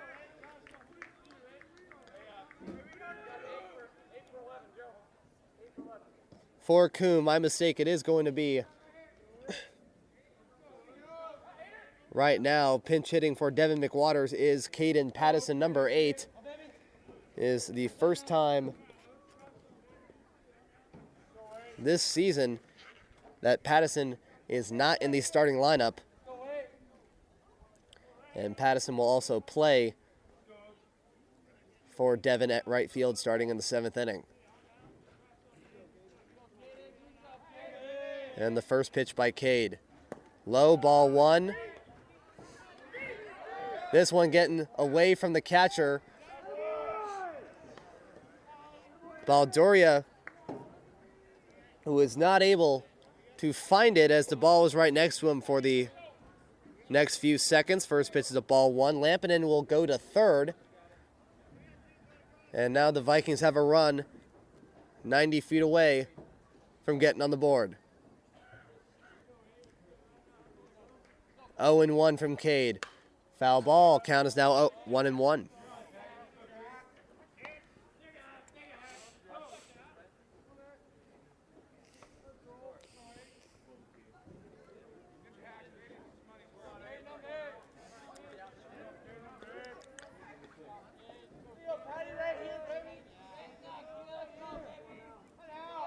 And the 1-1 pitch by Cade. Strike 2 looking. Count is 1-2.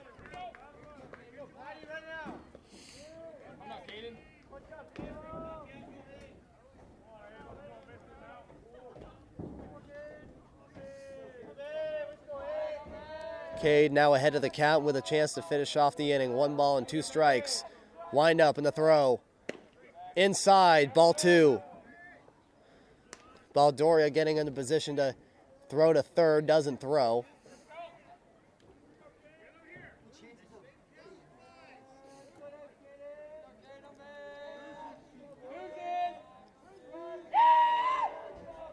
And the count is even, 2-2 pitch. Outside, ball 3, count is full.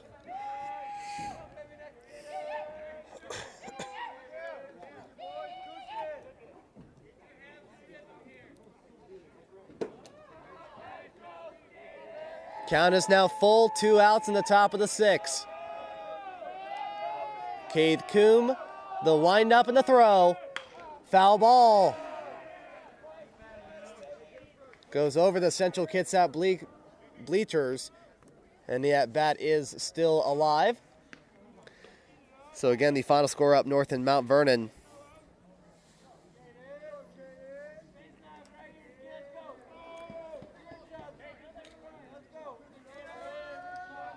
The Bulldogs lost to Ballard by the score of 5-4, bringing them down to a 1-3 start. The payoff pitch, Coombe getting the sign from Baldoria. Another foul ball, this one bouncing off of the padding right next to the Central Kitsap dugout. And Caden Pattison still alive, keeping the at-bat alive here in the top of the 6th.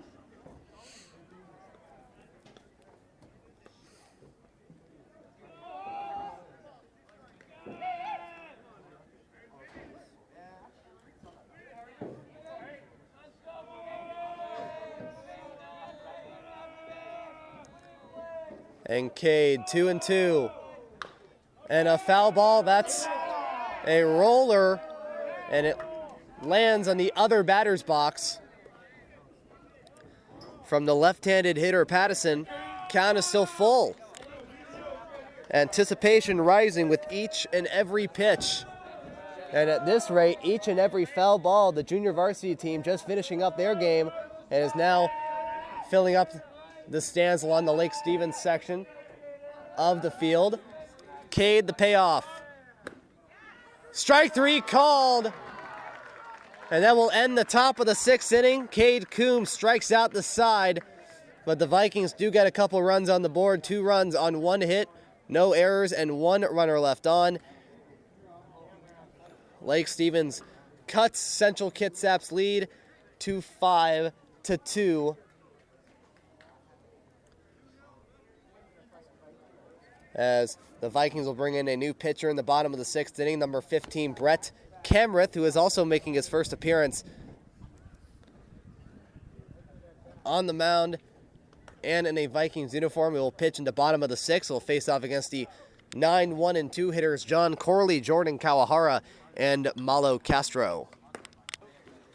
And we are now back into the bottom of the 6th inning. Lake Stevens has cut Central Kitsap's lead to 5-2, as the Vikings will bring in a new pitcher in number 15, Brett Kamrith, along with Chris Cashman making their first appearance in a varsity uniform for the Vikings.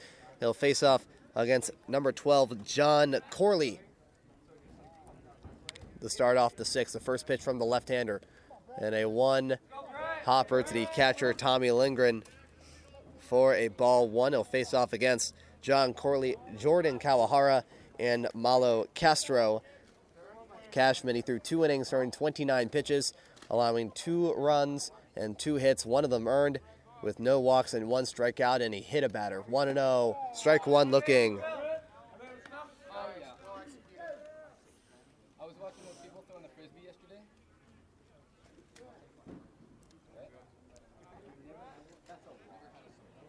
And Kamrith 1-1. Strike 2 looking. Nice pitch by Brett. They'll start off at 0-2 for Lake Stevens in the top of the 7th. With Cade Coombe on the mound, he'll face off against the 8, 9, and 1 hitters of Cameron Austin, Tommy Lindgren, and Tanner Lynn, trying to keep that game alive. The 1-2 pitch, a 1-hopper, 2-2.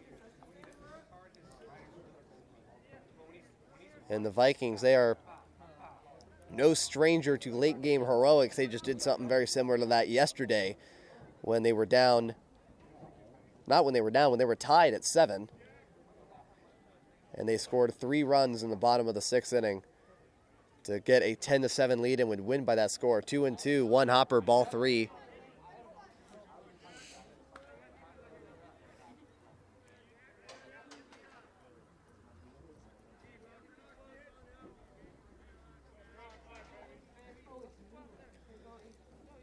And Kamrith, the first batter, is a full count payoff pitch. Hard hit ball left field. Tanner is there. He makes the catch. He is under it. And he'll get the first out of the 6th inning. Brings up Jordan Kawahara, who is 0 for 3. My mistake, 0 for 2. Entering this at bat. He struck out swinging in the 1st inning. Flew out to center field and then hit a sacrifice bunt that was fielded by Trey Long. And it will hit Jordan on the first pitch.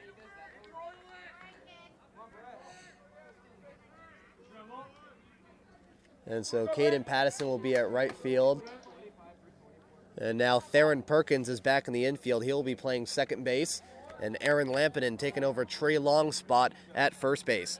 Here is Malo Castro, who is 1 for 1. A single in the 1st inning, walk in the 3rd, and a sacrifice fly in the 4th that ended in a run scoring on Chandler Lindstrom from 3rd. First pitch, a strike 1 looking.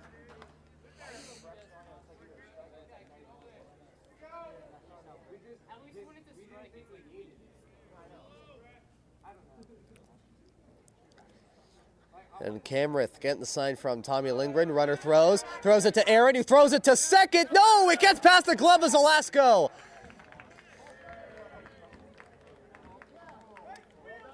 And another error by Lake Stevens, this time by the first baseman, Aaron Lampinen, as the ball just gets past the glove of the shortstop, Hunter Zalasko. The Vikings had him in a rundown as Kawahara made the jump. It will be an error on Lampinen in the 0-1. Foul ball, that is an 0-2.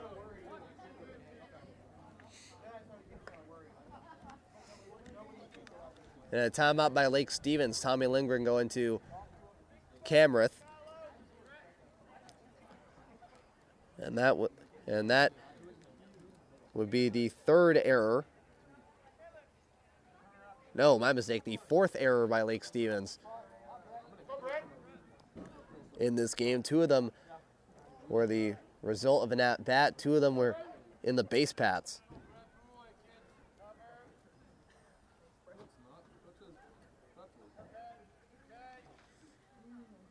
And Camrith, no balls and 2 strikes. Looks over at second, throws. Does not get Kawahara. Close play as the second baseman Theron Perkins almost tags him.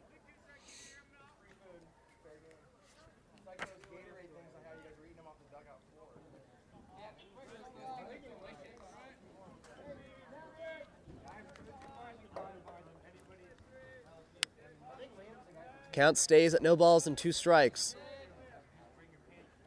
Looks over at second, throws, does not get him. And we'll see how we got here to a 5-2 score. Central Kitsap starting off on an RBI single by Nate DeShriver, giving Central Kitsap an early 1-0 lead. Then they increased that lead with a 2-run single in the bottom of the third by Cade Coombe. And then they increased that lead even more. A sacrifice fly at center by Malo Castro. Speaking of which, the 0-2 pitch, a foul ball. Count stays at 0-2. And then after that, in the fourth inning, an RBI double by Austin McMines that scored John Corley. And then Lake Stevens in the top of the sixth, they got their first hit of the game on a 2-run single to left field by Aaron Lampinen. Count stays at no balls and 2 strikes. Wind up in the pitch. Fly ball, that is playable, that is in the infield. The pitcher, Camrith, is calling for it, and he makes the catch. And it'll be the second out of the bottom of the sixth, brings up Austin McMines.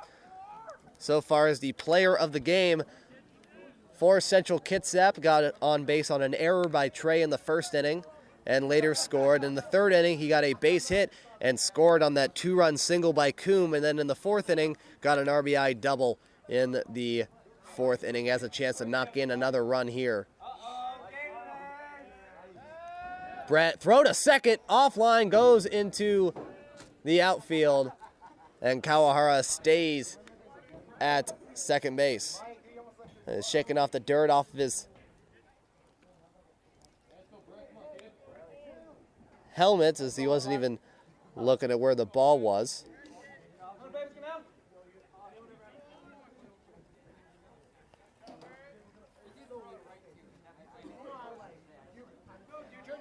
Yet to be a first pitch from Camrith.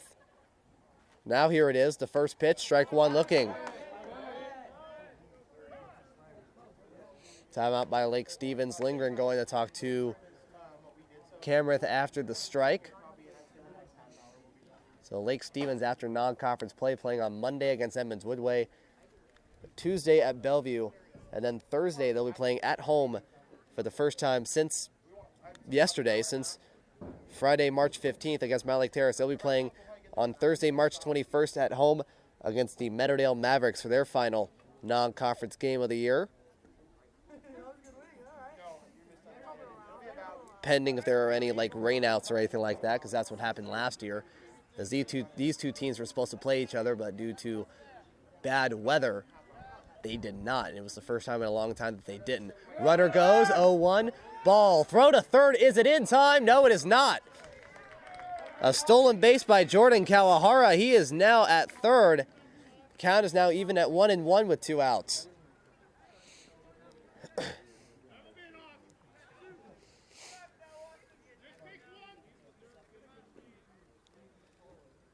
And the count is even 1-1 Camrith. And the ball in the dirt. Keeps it in play. Keeps Kawahara at third base.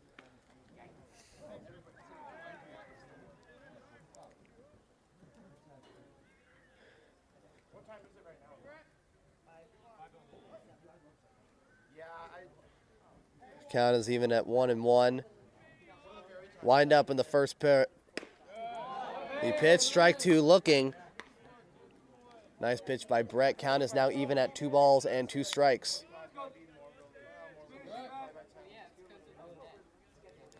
Camrith looking to shut out the inning, or to get out of it. Jordan at third. The windup and the 1-2. Low in the dirt, ball 3. Kawahara stays at third base, and the count is full.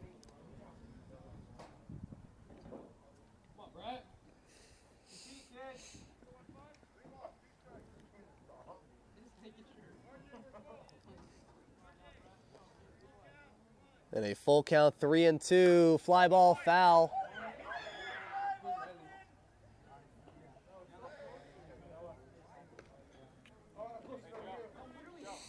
And a timeout by Lake Stevens. Josh White walking over to the mound, talking to Brett and Tommy Lindgren.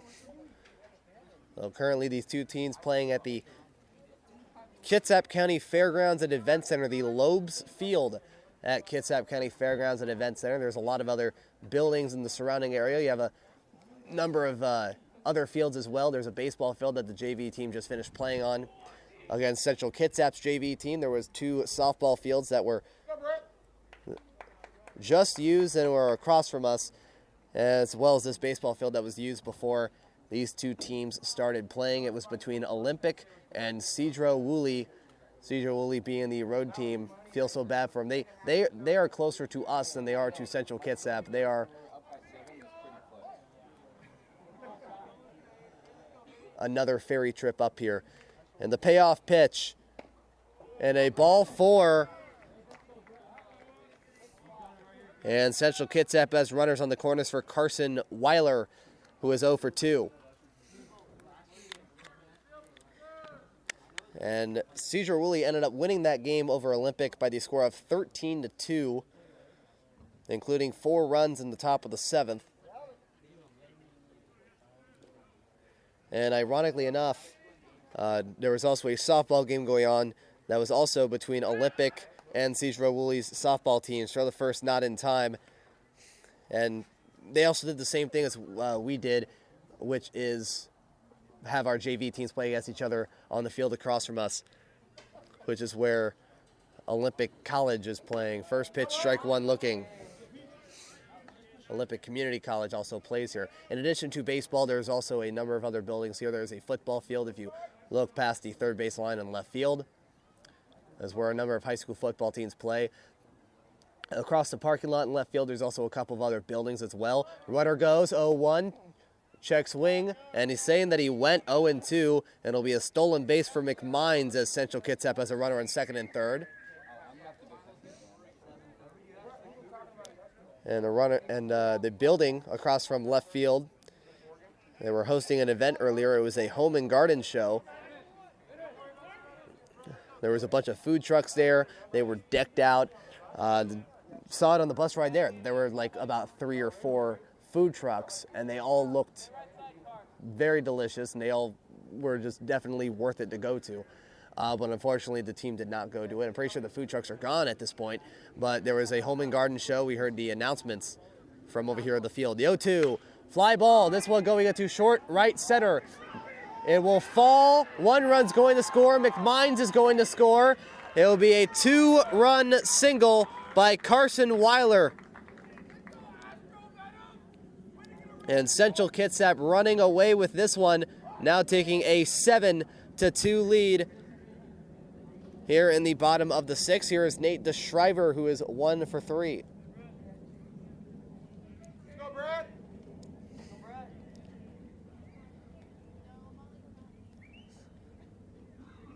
And there will be a pinch runner for Carson Weiler. Cannot see the number yet. It will be number 16, Jaden Tolentino Balagtas.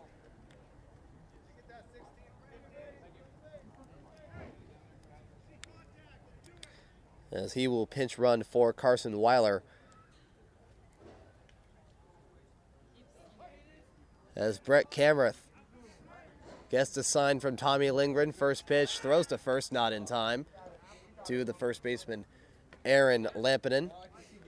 And then across on the other side of that building where they hosted the home and garden, there was the Kitsap Sun Arena, where there was an event that was being held just earlier. Now we have number 9, Caden McDowell, as the pinch hitter. He'll be hitting for Nate DeShriver. First pitch, swing and a miss, strike 1.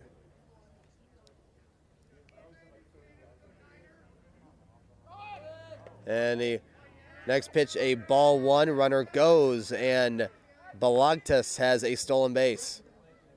Count is even at 1-1. Yeah, Monday, Tuesday are at home, and then Thursday, Friday we're away.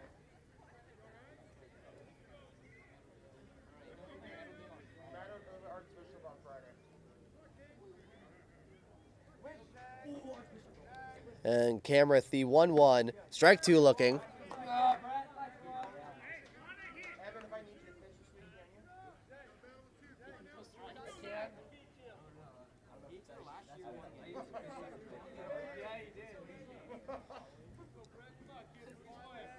you? Camrith ahead of the count, 1 ball and 2 strikes. Looking over at Tolentino. Balagtas at second. 1-2, check swing above the strike zone. Count is even.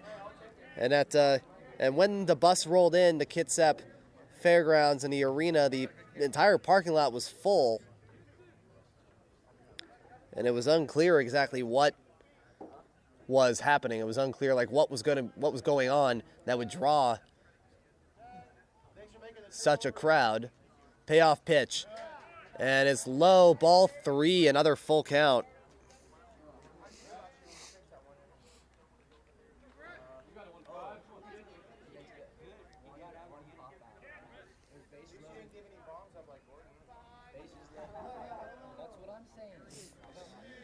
And Camrith looking over at second. And just before the windup by Camrith, McDowell calls a timeout. So yeah, it's the first time since 2014 that Lake Stevens has traveled on the ferry over to Kitsap County to face Central Kitsap on the road. The Vikings won that game. Payoff pitch. Swing and a miss, strike 3. The first strikeout of Brett Camrith's varsity career will end the 6th inning. 2 runs on 1 hit, 1 error, and 1 runner left on. Central Kitsap, after seeing that the Vikings scored 2 runs in the top of the 6th, they respond with 2 runs of their own in the bottom of the 6th. They now lead by 5 once again, 7-2, with number 5 once again walking up to the mound to try and close this out. Top of the 7th inning, Cade Coombe will face off against the 8-9-1 hitters Cameron Austin, Tommy Lindgren, and Tanner Lind, assuming that Tommy will not be taken over by a pinch hitter. And we are now back into the top of the 7th inning. Central Kitsap once again leading Lake Stevens by 5 by the score of 7-2. And Central Kitsap and Cade Coombe are 3 outs left from giving the Vikings their first loss of the year. Cameron Austin will start off for the Vikings, the number 8 hitter. He was walked and struck out in this game. First pitch, tries bunting for it. That is a strike. Cameron went for it. And Katie threw 7 balls for 17 strikes and 24 pitches total in the 6th inning. And the 5 batters he faced striking out the side. And Cade the 0-1. Outside ball 1. So Lake Stevens 5 to tie, 6 to take the lead.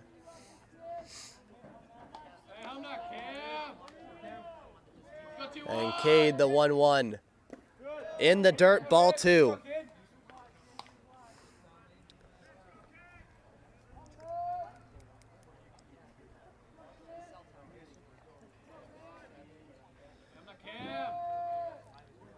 And Cade, the windup in the 2-1. Low, ball 3 outside.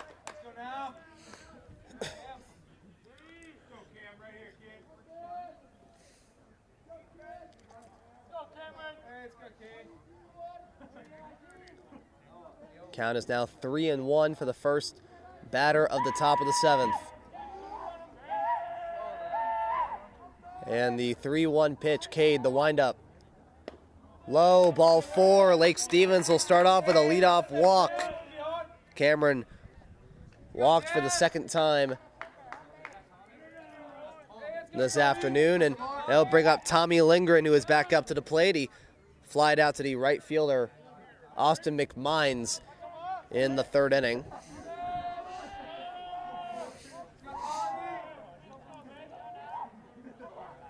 And the first pitch by Cade. Strike one looking.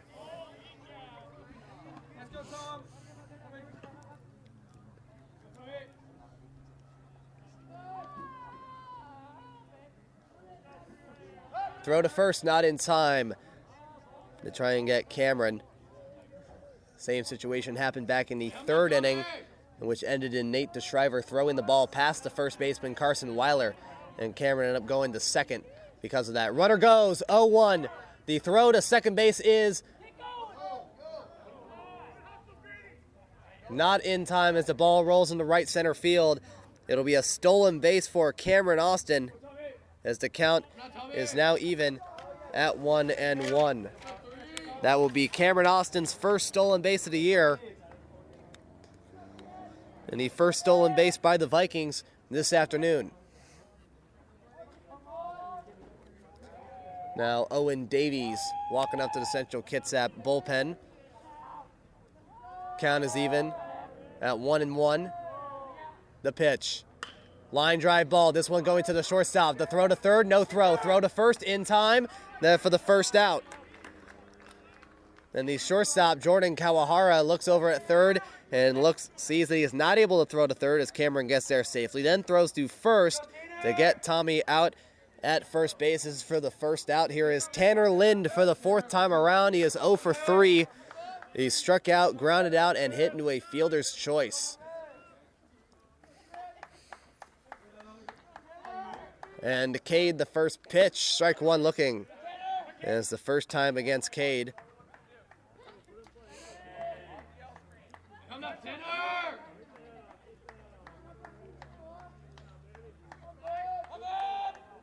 And Cade the 0-1. And a one hopper to the catcher, Justin Baldoria. Count is even at 1-1.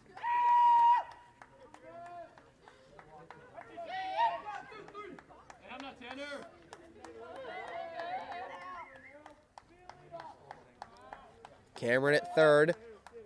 The 1-1. And a one hopper. This gets past Baldoria, and it will roll down the netting in front of the Central Kitsap bleachers, and another run will score. It is now 7-3 Central Kitsap. That's the first time a ball has hit the net as it curves towards the field, right in front of both bleachers.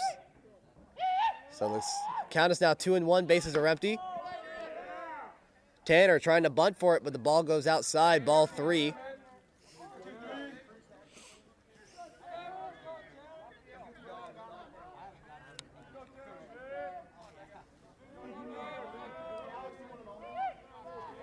And the 3-1, low, ball 4. Another walk by Cade Coombe, and another runner at first base. Here is Hunter Zelasco, who is 0 for 1 with a run scored this afternoon.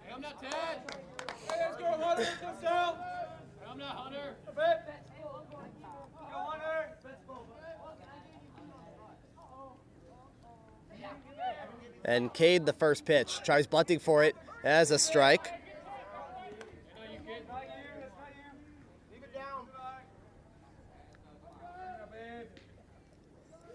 Tanner currently 2 for 3 in stolen bases, was caught stealing yesterday.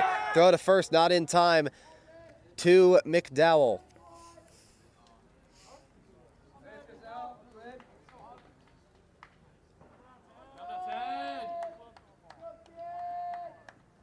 And the 0-1 runner goes, Tanner goes. The throw to second base is not in time. Tanner has his third stolen base of the season. Count is now even at 1-1 as that was another ball in the dirt. Nice throw by Justin Baldoria. Another throw to second, and once again it is unsuccessful. Count is even at 1-1. Another runner in scoring position. The pitch. Hard hit ball going to left field. Into short left field, that is caught by the left fielder, John Corley. And that'll go for the second out in the top of the 7th. Here is Theron Perkins, Let's go 6. who is 0 for 2 with a run scored. He got hit in the 6th and was the second of 2 runs that scored along with Zelasco.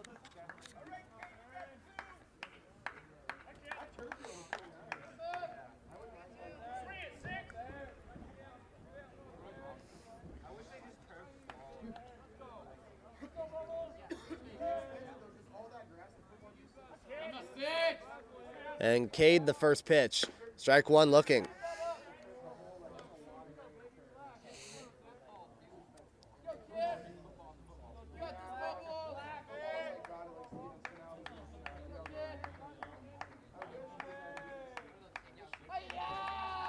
And Cade the 0-1. Swing and a miss, strike 2. As the ball gets in and out of the glove of Baldoria. 1 strike away from giving the Vikings their first loss of the year, and for both teams to leave this field 2-1. Cade the 0-2 pitch. Swing and a miss, strike 3. And Central Kitsap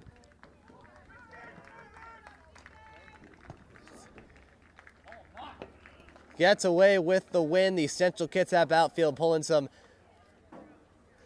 Boston Red Sox theatrics after the game, as that'll be the 4th strikeout for Cade Coombe. The final score between these two teams: Central Kitsap 7, Lake Stevens 3. Both teams leave today with 2 wins and 1 loss. The Lake Stevens Vikings will be playing their next game on Monday, March 18th, as they play against the Edmonds Woodway Warriors, who are waiting for them